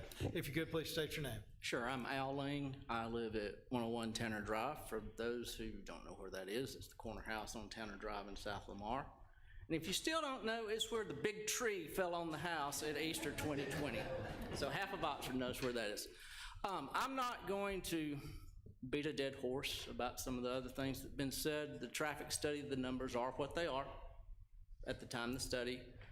I would respectfully disagree with the numbers because I drive that route every day to work. Every day going north, every day coming home. Typically, I talked with Harry over the weekend, and I got a really good lesson in zoning from my alderman, so the zoning is what it is. As I told Harry, when Ole Miss is in session, Oxford's in school, I have to be at work at 8 o'clock in the morning. If I don't leave South Oaks, Tanner Drive, by no later than 7:25, By the time I get to Oxford Farms, Hooper Hollow, it's a parking lot. That's reality every day. I would encourage the city, if this moves forward, you need to look very closely at the entrances to this development. It is going to need turn lanes, and I have a story to tell you concerning that.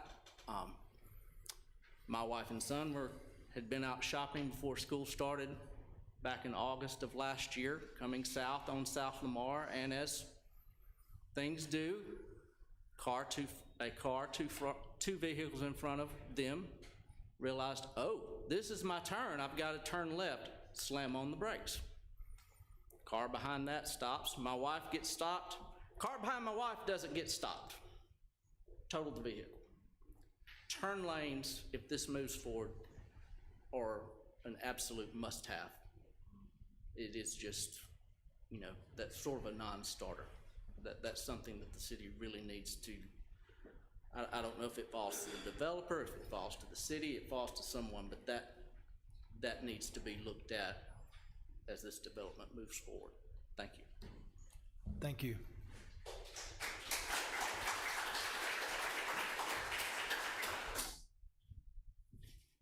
Yes, again, sorry, I'd like to respond to that. So, again, we can discuss the traffic study. The traffic study was performed by a very knowledgeable, experienced traffic engineering firm. They studied the projected traffic from this development as it accesses South Lamar. It does not meet the warrants for a turn lane.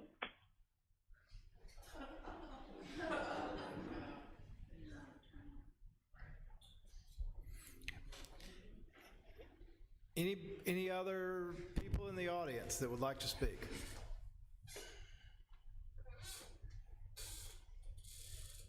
Rihanna, Paul, JR, anything? I would like to ask a question. I would just say, we've heard lots of different points made, and, as we usually do on the Planning Commission, I feel like we get caught between what the city is able to do and what the developer is able to do and what the surrounding communities want to be done. I think Paul Coscinina has made it clear what some of the limitations are from their perspective. They don't have access along Highway 7. Doesn't sound like County Road 322 is much of an option. So the construction access issue, I'm not sure how we solve that. The density question, I think the public usually doesn't understand what the city has the authority to do. That's what zoning is for, to provide people fair access to developing property. So I think given that the property is within the density allowed for the zoning, there's not a lot that we have to do there. The original question about access between the two neighborhoods, I don't know if we've come to some resolution on that. I think maintaining an easement there for the infrastructure and potential pedestrian access makes sense to me. It doesn't seem like we necessarily need the vehicular access at this point. But I think longer term, we just need to encourage the planning department and engineering to have broader discussions about the traffic situation on South Lamar.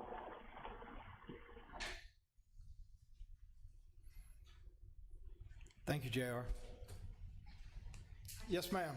I'm sorry. I wanted to know. I'm sorry, if you come up and speak.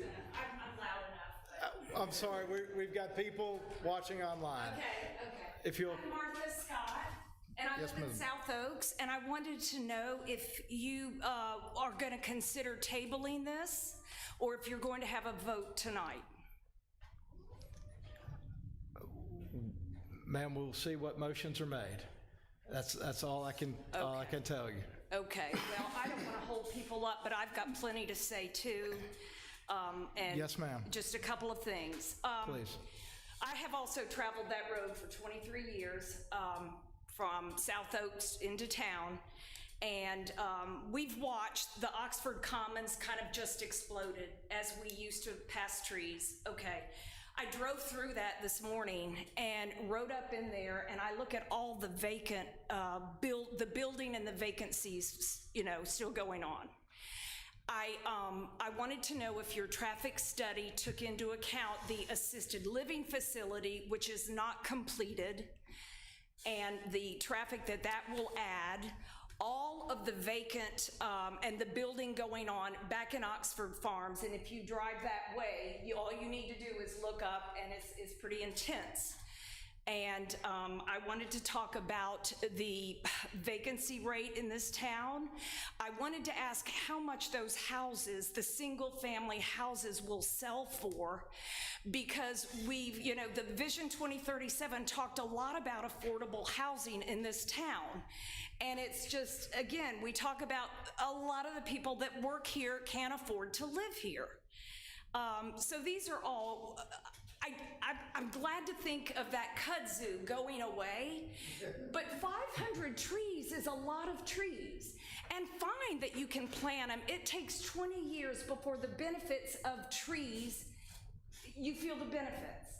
So all of the oxygen it provides us, the shade, the temperature, lowering of temperatures, all the benefits of trees, 500 2-inch thick trees aren't going to do anything for 20 years. So those are issues that, I'm concerned about. Again, I'm curious if the traffic study added all of these, because this is a 3-year project, right? It looks like the completion date is 2025? Okay, so it's around a 3-year project. So those are my questions, and I hate to keep tearing down trees. If we have I heard the vacancy rate in this town is over 26%. I've seen higher numbers, but I'm not going to quote anything. But if 1/4 of this town's dwellings are unoccupied, it just seems like more overbuilding. And again, building homes that people, I know, is it Brad said in an article about, trying to get affordable housing for elementary school teachers. I read the article, and nurses, and, a lot of people cannot afford, $350,000 homes. And if that's what these homes are gonna be, I don't know, but I looked at them and they're nice. But again, I just think we need to think more about affordable housing, the tree canopy, which is under 40%. Vision 2037 said our goal is to keep our green tree canopy at 40%. Well, it's at 37 or 38 now. And again, 500 trees, it's a lot of trees. So, all right, those are other points I wanted to make. Thank you for listening. Yes, ma'am.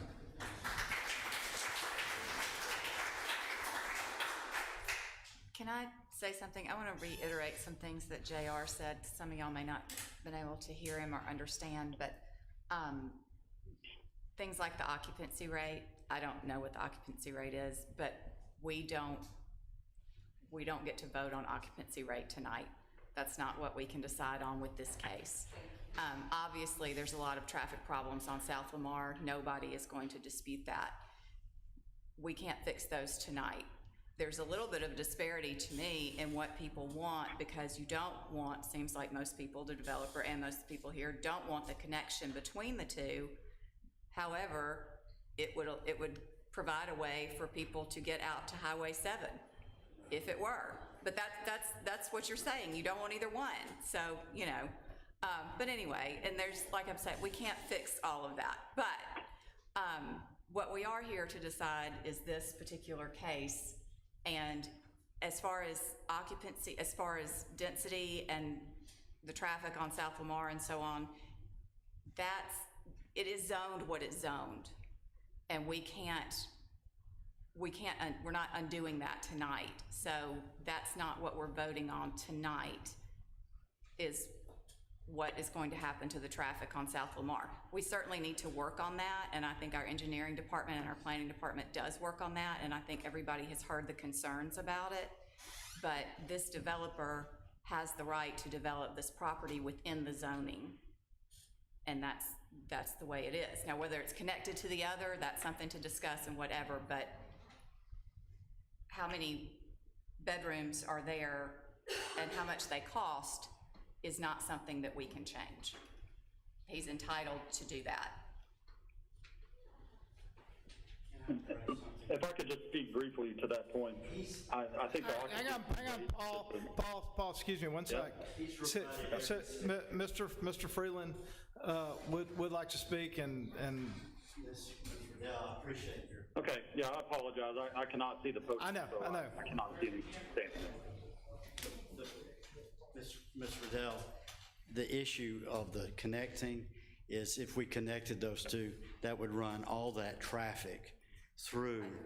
I understand what you're saying, Through but you're that. also saying that the people in the new subdivision need a way to get to 7 to alleviate traffic on South Lamar. It's a, you know. Well, Ms. Riddell, actually, we didn't say that. What we said is we don't want the connection there, which would change the character of the neighborhood. I think other people address that point to Highway 7, so I just wanted to clarify that. Fair enough. Thank you, Mr. Freeland.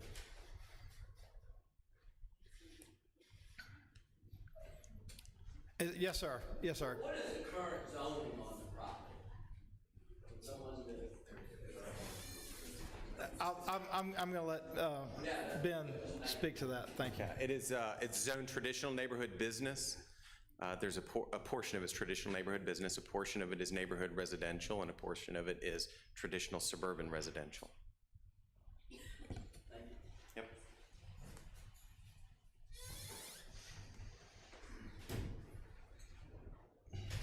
Some of us did make, this is Christina Davis again, some of us did come down and make an objection to the rezoning when it was rezoned for this very reason.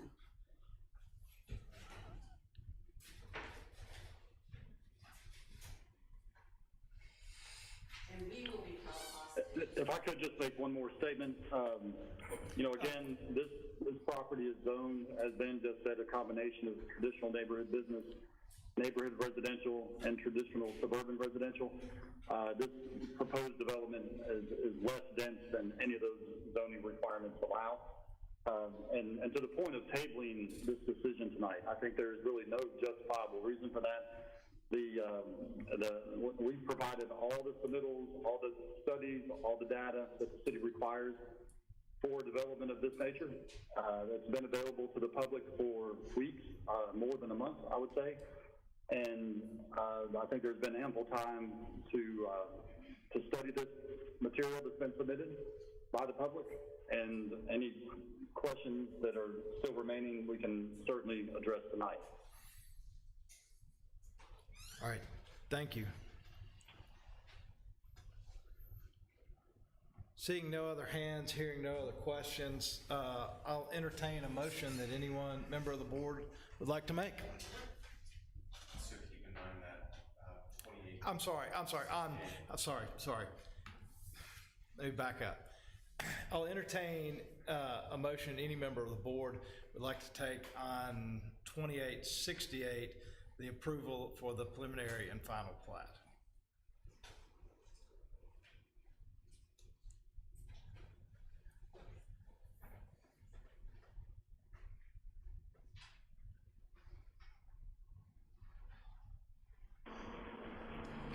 Motion to approve the requested preliminary and final plat without condition number 3. Is that the connectivity? The connectivity. I second. Okay, have a second. Has everyone vote? Okay. JR? Yes. Okay, and yes. So, Aye. So, aye.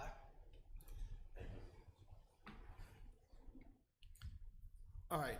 Now, I'd like to entertain a motion on case number 2862 with a request for site plan approval for South Grove. Do I have any motions? Motion to approve as submitted.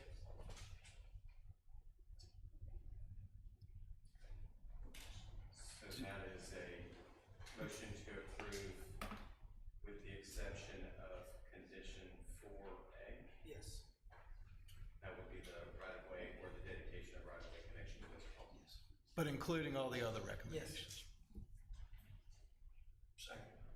Second. All in favor? Aye. JR, how do you vote? Yes. Okay. All right.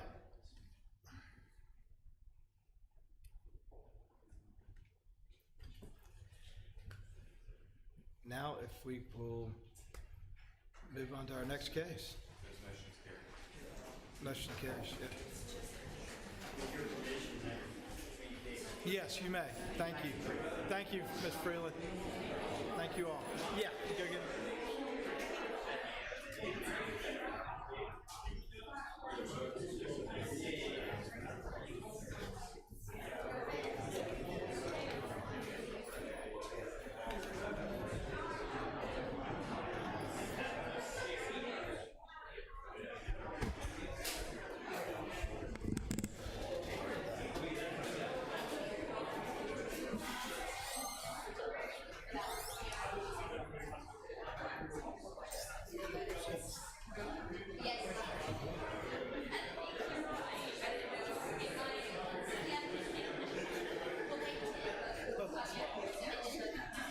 Because I look at it, but if you look at it, this is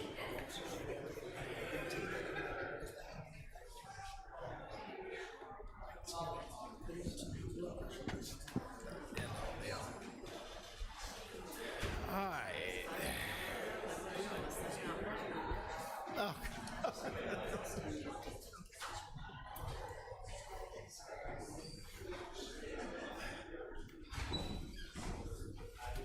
Let the record reflect that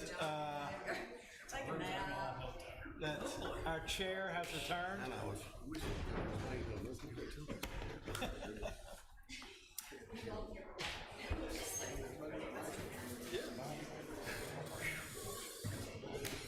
All right. Ready when you are, Mr. Ben. Let the record reflect Chairman Joseph Murphy, temporary chairman for today, has returned. Has returned, and this is case 2867. It's a request to rezone about 22.25 acres from neighborhood residential and traditional neighborhood business to planned unit development. So this is, this property is 22 acres. The property was annexed into the city of Oxford in 2018. It was initially zoned by the Mayor and Board of Aldermen in April of 2019 after multiple reconsiderations by the Planning Commission. Currently, the northern, I would say 11.5 acres is zoned traditional neighborhood business, and the southern, roughly 10.5 acres, is zoned for neighborhood residential. The applicant wishes to consider a different plan for the property, allowing commercial uses along George G. Patterson Parkway. We'll just call it Pat Patterson Parkway going forward, thank you. And then residential development in the northern portion. The planned unit development's intended to implement one aspect of the special district's place type in Vision 2037. It's designed to provide development that's well designed with multiple use types, and the PUD is a tract of land initially under single ownership, planned and developed as an integrated unit in a single development operation or program series of developments according to an approved master plan. The applicant did provide you with a PUD plan, both a visual map layout of the intended uses that he's proposing in the different areas, but then also in the form of a document that describes a variety of things that are required, and you can see that these have been evaluated within the staff report point by point. I'll summarize these. In Area 1, the applicant is proposing he's using the standards, they are using the standards of the traditional neighborhood business district for that acreage, and at some point in the future it would be subdivided or developed as part of a site plan like we just saw, or it could be developed as a common interest development as well. In Area 2, it would be residential. modeled after the neighborhood residential district. And if this PUD is approved, those subdivisions would ultimately come back before this development, or it could also be a common interest development. They would come back before this commission for consideration at that time. Area 3 would be a green belt that would service as a buffer in between the commercial and the residential area. It proposes to account for some stormwater infrastructure that would be required. I don't know that it wouldn't facilitate all of it. I think that those would be considerations as the development for some of the commercial areas that are closer to Pat Patterson Parkway. And then Area 4, they're proposing a road that would connect, and it would be a public road. And they're appearing to propose to dedicate right-of-way for a new road that would connect Pat Patterson Parkway to Anchorage Road. And so, these areas for the land uses, again, as I've said, from the use standpoint, but also the bulk requirements for the commercial areas. So the setbacks, all the requirements that we currently have as part of our land development code, those would be followed in the traditional neighborhood business district. So the commercial areas would follow all of those requirements. In the neighborhood residential area, it would follow all of those requirements with one exception for the use. The applicant is proposing the ability to allow an art studio to be proposed in one of those areas by special exception. So that would be something that this board would have to consider at that time. So that's the only change to the standards for neighborhood residential, whether by uses or the bulk requirements. As you can see, in going through this line by line, the design standards, they're proposing to be consistent with the code. Access and circulation, we talked about the right-of-way that's being proposed, and then any new interior circulation would be considered as part of the development when it would come before you.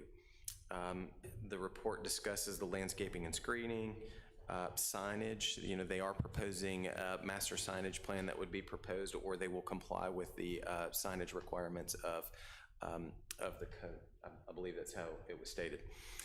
Sanitary, sewer, and water, that's included in here. Stormwater management. So, again, all of these things would be considered as part of these plans or subdivision. Electric service, et cetera. The code talks about modifications to a PUD. So there's a very specific process that somebody would have to go through to modify the PUD. They do have a project schedule that's included in this, with construction beginning in the fall of '22 and full project completion in 2024.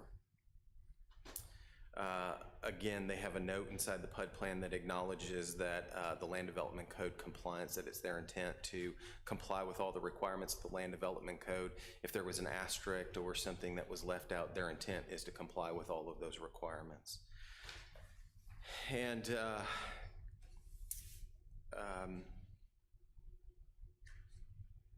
let's see.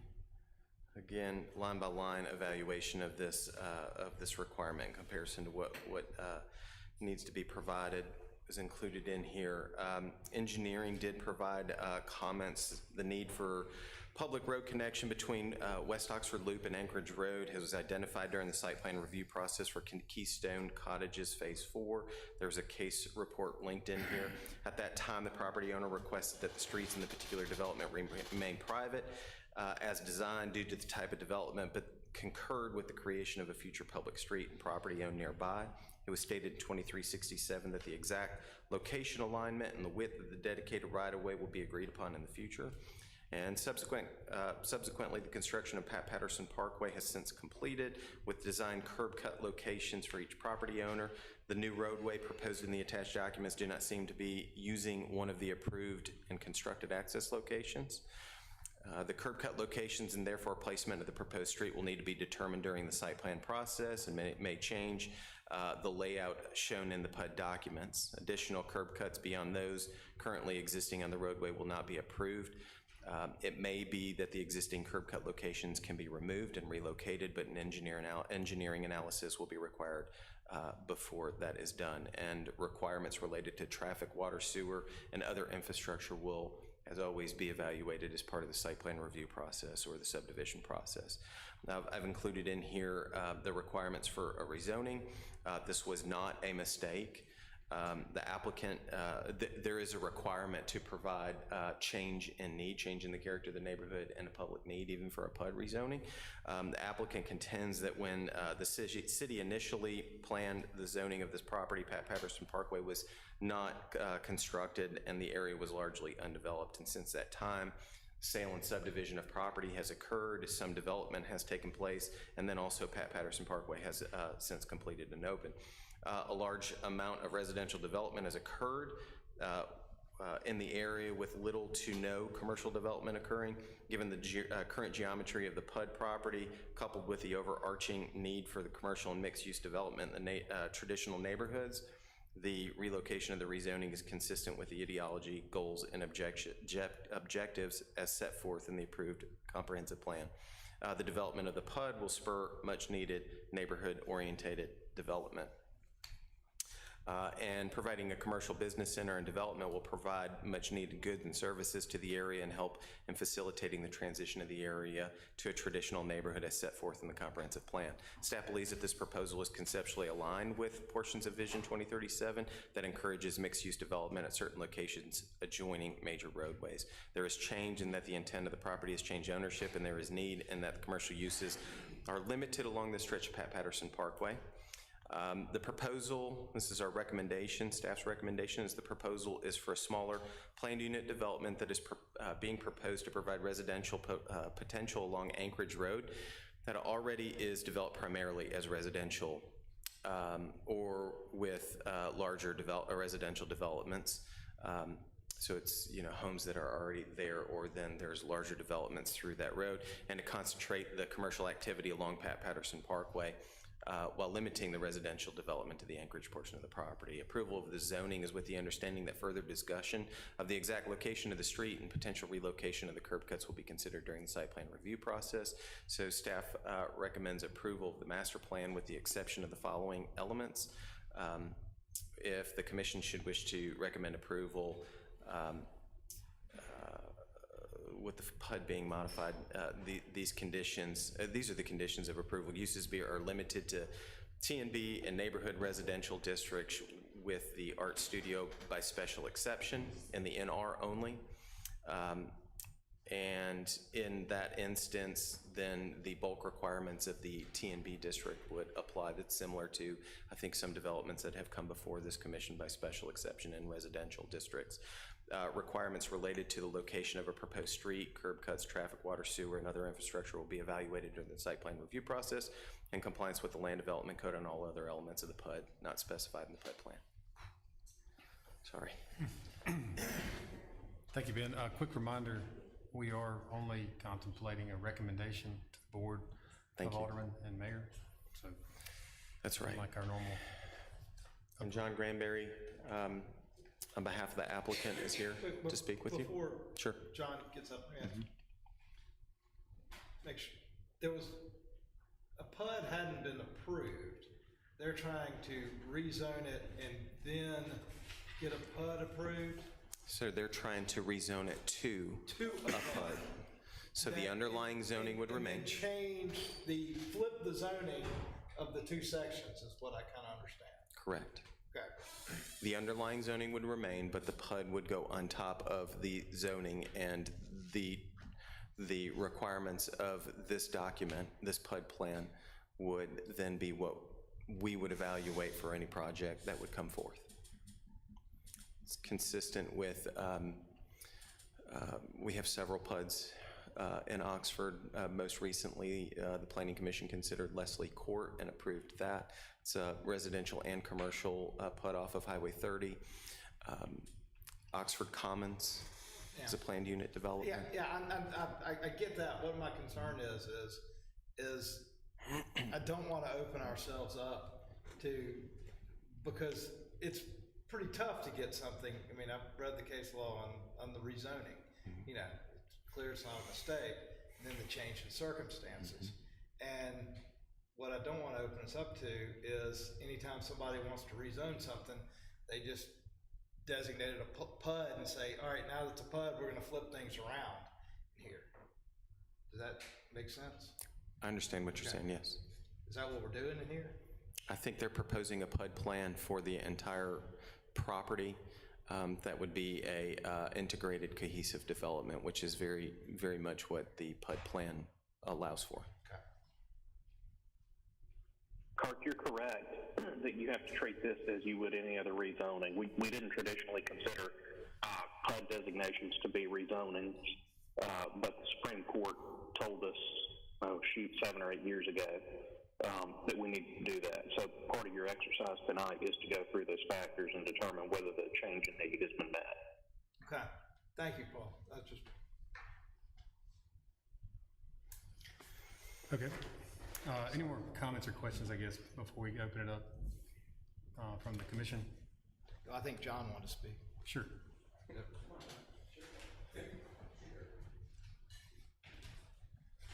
Good afternoon, Commissioner John Granberry with Granberry and Associates for the record.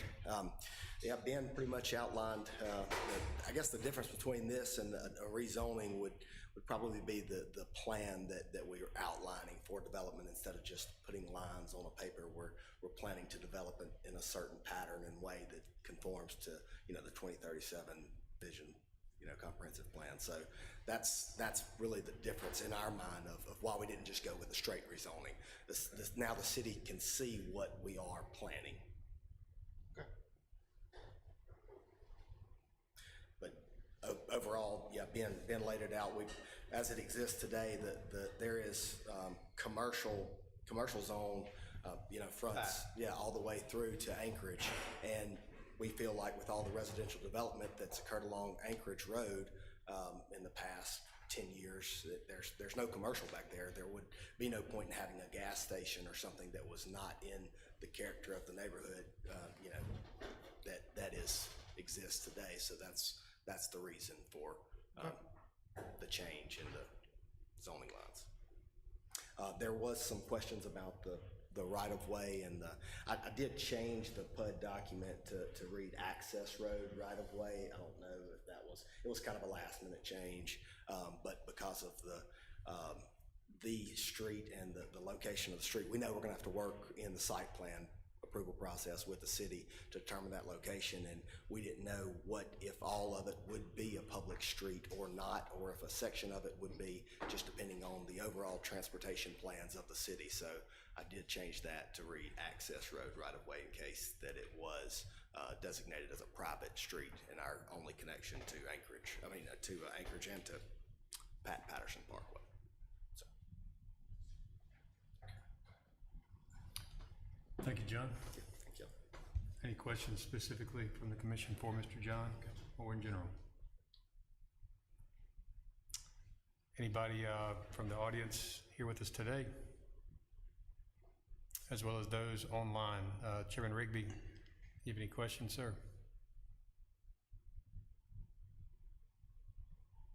I didn't see him up there. Did we lose him? I think we lost him. Okay.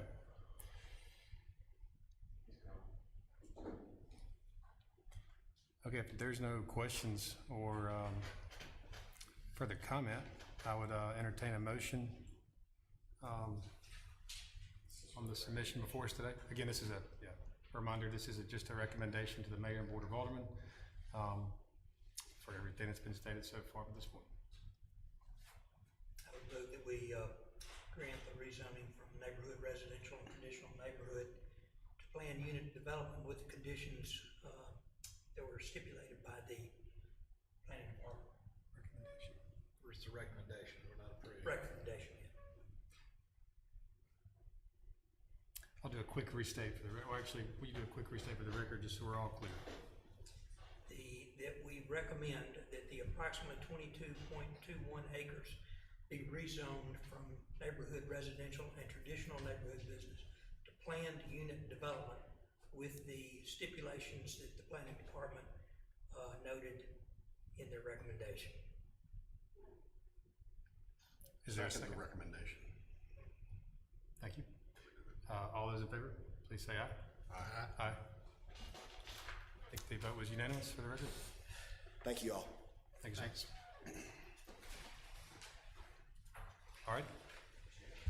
That concludes case 2867, bringing us to 2869, which has been postponed. The next item is 2870, Heritage Development, a request for final plat amendment for Heritage Center lots 39 and 40. Whenever you're ready. Okay, so this subject property is a little less than 2 acres on the east side of Heritage Drive, just south of Anderson Road. It's, the applicant is requesting an amendment to the subdivision plat to reduce the overall number of lots and to reconfigure them to reflect the current usage of land. Property currently is divided into 4 parcels, and the applicant is proposing to reduce this to 2 parcels. One which will go with a larger building on the north side of that, and then a second that will go with a smaller building on the south. Both of the proposed lots comply with the dimensional standards of the TNB zoning and keep the existing buildings within the required setbacks. Mississippi subdivision law requires that the applicant proposing any change in the platted subdivision note all the, quote, persons to be adversely affected thereby or directly interested therein to allow them to express concerns they may have with the proposed change. The identification of who such persons may be is left to the discretion of the applicant. And in this instance, the applicant has made the determination that no such persons exist for this amendment. Engineering has provided comments related to water and sewer, other utilities, traffic and access, sidewalks, and stormwater management. And staff recommends approval of the final plat amendment for Heritage Center lots 39 and 40 with the 5 conditions that are listed in the staff report. Thank you, Mr. Baxter. All right, at this time, we'll open up for discussion or questions from the commission.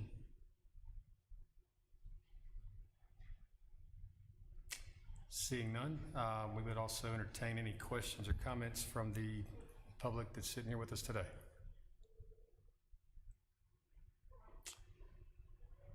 Hearing none, anybody online have a question or comment regarding case number 2870?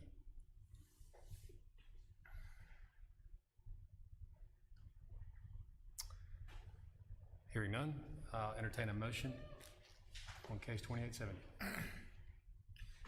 Yeah, I'll move to approve, subject to the conditions stated in the recommendation. Second. All those in favor, say aye. Aye. Aye. That concludes approval of case number 2870, Heritage Development, LLC. For the record, case number 2863 has been postponed. That's Mid-States Petroleum. That brings us to case 2871. Mr. Calicut has filed a request for final plat amendment for Grand Oaks Phase 5, lots 104, 104A, and 106. Okay, so this is an interesting amendment. So the subject property involves existing lots 101, 104, and 106 in the Grand Oaks Phase 5 subdivision, as well as unplatted land directly to the east of these lots. The applicant is requesting to amend the plat to incorporate this unplatted land into existing lot 104 and to create a new lot to be called 104A, as well as adjustments to existing lots 101 and 106 to allow for proper frontage on Majestic Oaks Drive. The resulting lots from this amendment conform to the dimensional requirements for the underlying zoning as well as the Grand Oaks PUD. As of the writing of this report, staff has not received any letters of approval from other owners in the subdivision that the applicant has deemed adversely affected or directly interested in. Same language as before from the state law. Engineering has provided comments. One of the big ones will be that there are a couple of these lots are all going to be sharing a fairly narrow access point on Majestic Oaks Drive, and only one point of access is going to be allowed. A shared drive will have to be utilized for these lots. Having received no letters of objection to this modification, staff recommends approval of the final plat amendment for Grand Oaks Phase 5, lots 101, 104, 104A, and 106, with the 3 conditions that are listed in the staff report. Thank you, Mr. Rector. Any questions or comments from the commission on case 2871? I've got one. You said the big issue is point of access. Yes. So there's only one point. So the access back to Lot 104 that will not be a public road. Correct. So the reason, so these are all kind of 3 flag lots in there together. And there's a requirement for public frontage on the right-of-way, and these meet that requirement, but because that's a fairly still a narrow section between those 3 lots there, engineering staff has determined that only one point of access shall be granted for that location.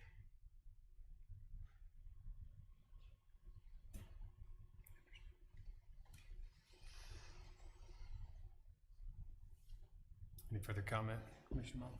No, thank you. Any questions? Mr. Chairman, I have one quick thing. I would request that if y'all move to approve this, that we add one more condition, that the applicant bring forward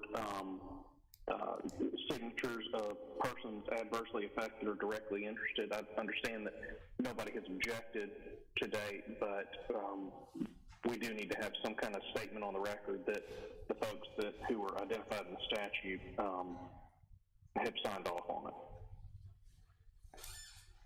Thank you, Paul. Okay, to summarize, we would need to, the recommendation, Commission, is that we add to make a 4th condition, that there be an on-the-record, I guess probably an affidavit may be the best way. Well, it's listed in there in the plat for signatures of all the people who I assume, I can't read it that small. Okay, the Calicut, Chambly. So yes, we would probably, there's a standard letter of approval form, and we would request that then the applicant brings letters of approval for those people that he determines are adversely affected or interested in that. Paul Watkins, are letters of approval appropriate, or do they have to sign the Mylar under the statute? Well, you know, Kirk, we ought to ask the legislature what they meant when they wrote this wacky statute. The folks that are listed there on the owner certificate are probably fine, and it doesn't really matter how they sign it. We just need something from them. Yeah. It's especially difficult when in a college town you have second homeowners all across the country, so it becomes difficult to get those signatures. Been there, done that.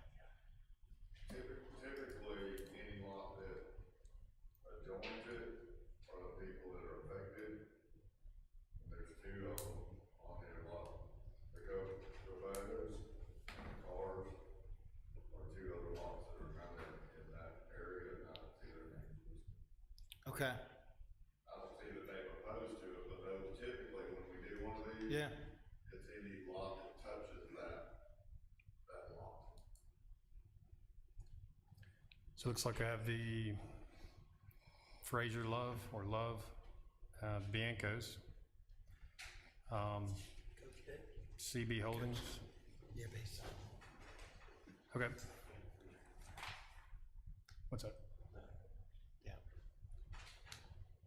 I guess I'd make a motion to approve with the condition that they obtain approval or comment by all owners whose property touches these 3 lots, based on the recommendation. Hey, Paul. Yeah. Hey, I have, based on our conversations in this commission, we've never really gotten into the discussion of the city determining, us determining who's directly interested and potentially adversely affected. Could you speak to that? Because right now we have a condition or a motion on the floor specific to, you know, certain people providing their signature. Could you speak to that? So my recommendation would be that the condition to the motion be that the applicant provides the signatures or the written consent of all persons adversely affected or directly interested. And if the Board of Aldermen determines that those aren't the right people, that's within their province, but it is the applicant's burden to figure out who those people are. If they think it's the people who are directly adjacent, then that's who they should get, and we'll leave it for the board to decide. So you're saying that, okay, it's the board's decision, not ours? y'all can make whatever recommendation you want, and generally, I mean, to be honest with you, Kirk, the people adjacent are generally going to be the people that are affected, but if you got a neighbor that's all hacked off at you, and they come in and they're not directly adjacent, it's not our decision to have made under the statute. All right. Well, I will withdraw my motion then. Make a motion to approve subject to the conditions listed. Second. All those in favor, say aye. Aye. Aye. Thank you. That concludes case number 2872, or excuse me, 2871 has been approved. Moving on to 2872. Also, Mr. Calicut has asked for a special exception as provided in section 310.32 for a self-storage facility at 1105 North Lamar Boulevard. Mr. Back, do you have that one? Okay. Also. This subject property is located on North Lamar Boulevard, just south of the Dollar General. The property is zoned TNB, and it measures approximately 1.14 acres and is currently developed with attached residence. The site has a steep drop in elevation from east to west. The applicant is requesting a special exception as provided in 3.10.3.2B to redevelop the property with a 3-story self-storage facility that will only be accessible from the interior of the building. A site plan for this project has not yet been received by staff.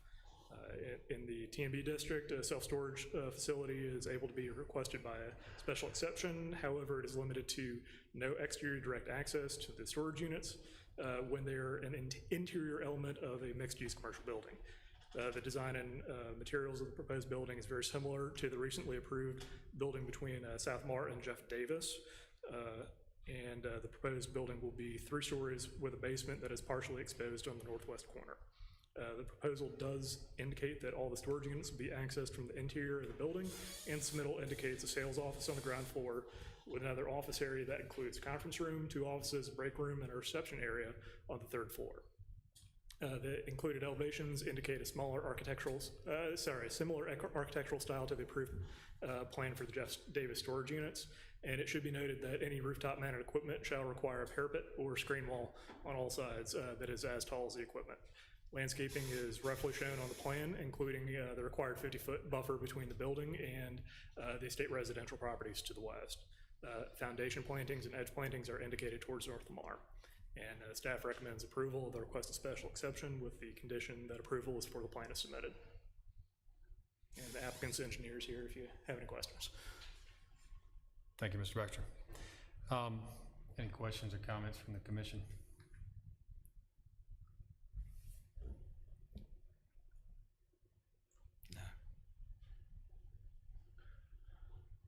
Any questions or comments from those online?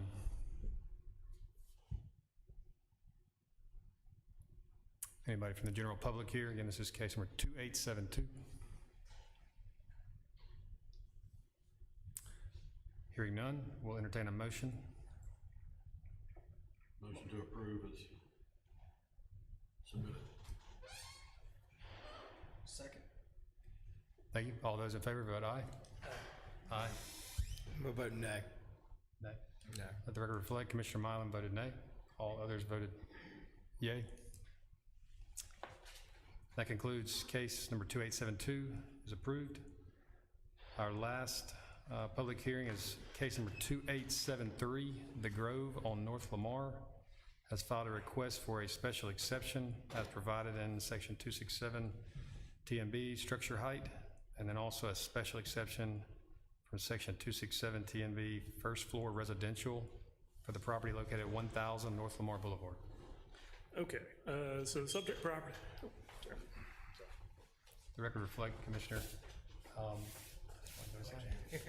Mr. Harry Alexander, excuse me, Commissioner Alexander is recused himself. Thank you.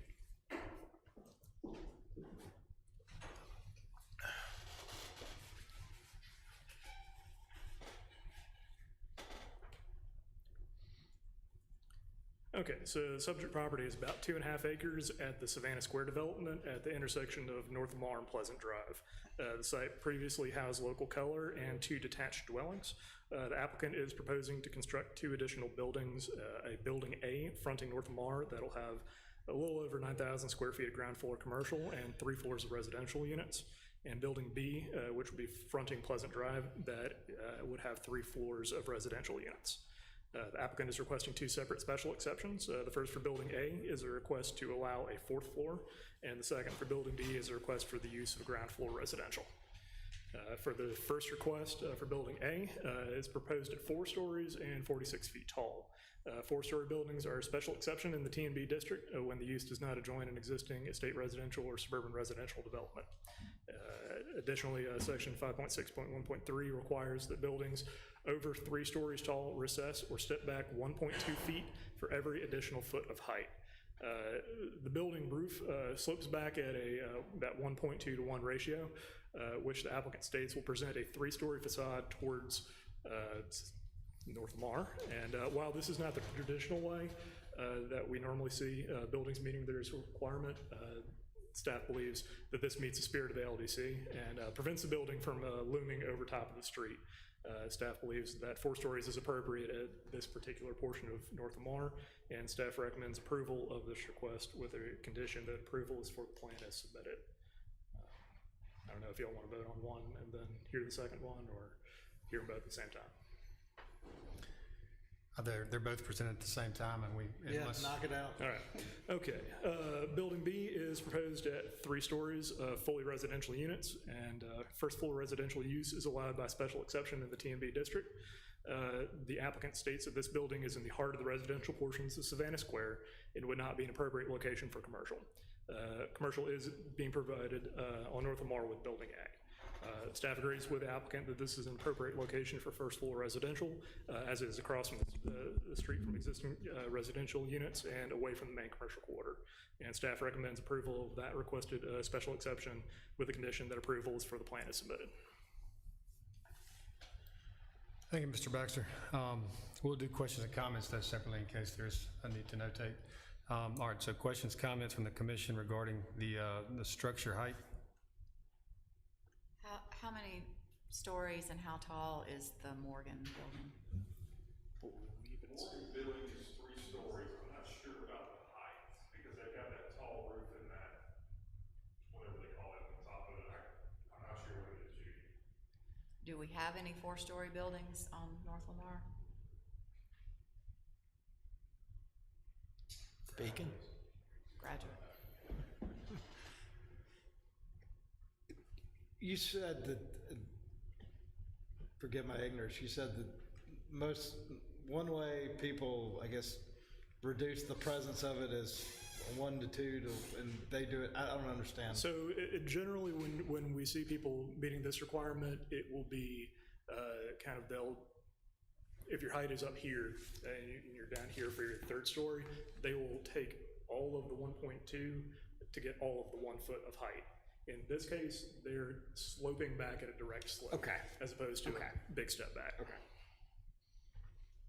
On part of it. Part Yes, of it is there are not. some- Part of it is still straight up. Yes, there are some dormer windows that are going to be straight up. Yes. Well, balconies. Or balconies, yes.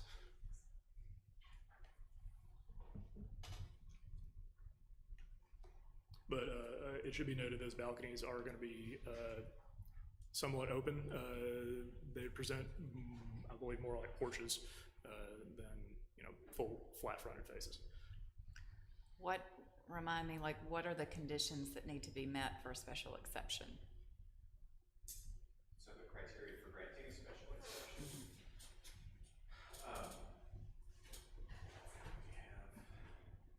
I'll read it for you later. Thank you.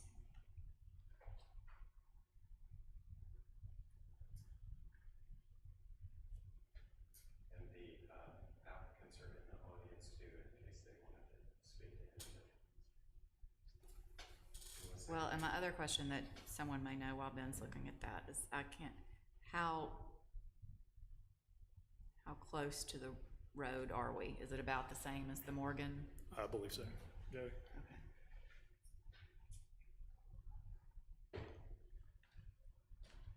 So special exceptions, special exceptions authorized shall not be personal to the applicant. They should be transferred and run with the land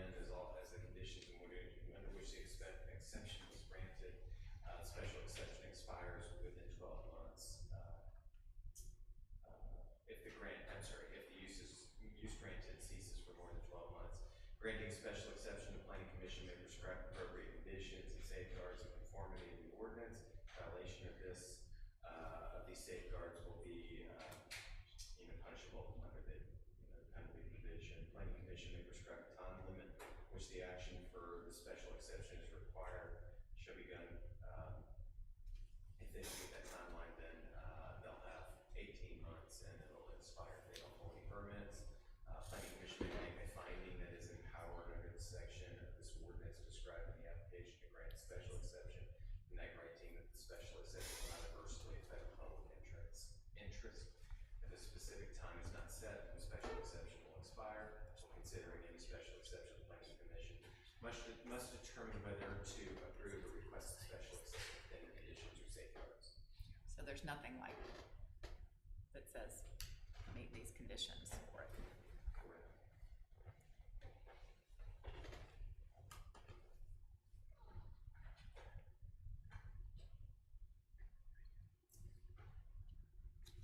Any other questions or comments? Again, we're talking about special exception for the structure height. We're going to do motions separately. I think we should at this point. Go ahead and do our approvals and motions separately. Oh, and let's make sure we have any comments from the audience or online. Special exception, height exception for case number 2873. Okay, at this time, if there are none, we'll entertain a motion to approve the So Part A only. Again, we're considering Part A only, special exception for the height. Okay. I'll make a motion to approve Part A, special exception for the 4th floor height. Second. All those in favor, vote aye. Aye. Aye. Let the record reflect there was a unanimous vote. No. A yay? Okay, let the record reflect. No. 3 to 2. 2. 2 yays, Commissioner Riddell, and Commissioner Johnson. I'm so sorry. Commissioner Johnson and Commissioner Riddell voted nay. Spraggins, Milam, and Murphy all voted yay. 3-2. Okay, we're going to move on to the second part, the first floor residential. You've already presented. We may need a quick little recap, I guess, unless everybody's familiar with It's what. a proposed 3-story building with residential on all 3 floors. Perfect. Everybody clear on what we're voting on here? If there are questions or comments from the commission? First floor residential. Any questions or comments from the audience or those online?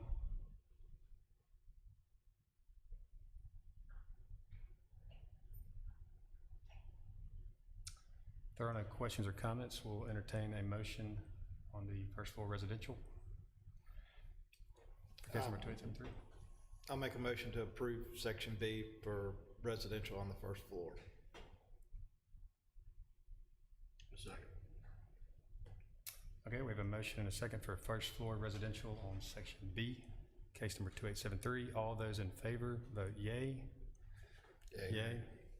All those against, vote nay. That one is unanimous, thank you. Let the record reflect there was a unanimous vote for section, or Part B of 2873, and is approved. That concludes the public hearings for our meeting today. Would entertain a motion to adjourn at this time. I will move to adjourn. Second. All those in favor vote aye. Aye. Aye, it's unanimous. All right. I'm mulling our way through it, what we got there. Apologize for that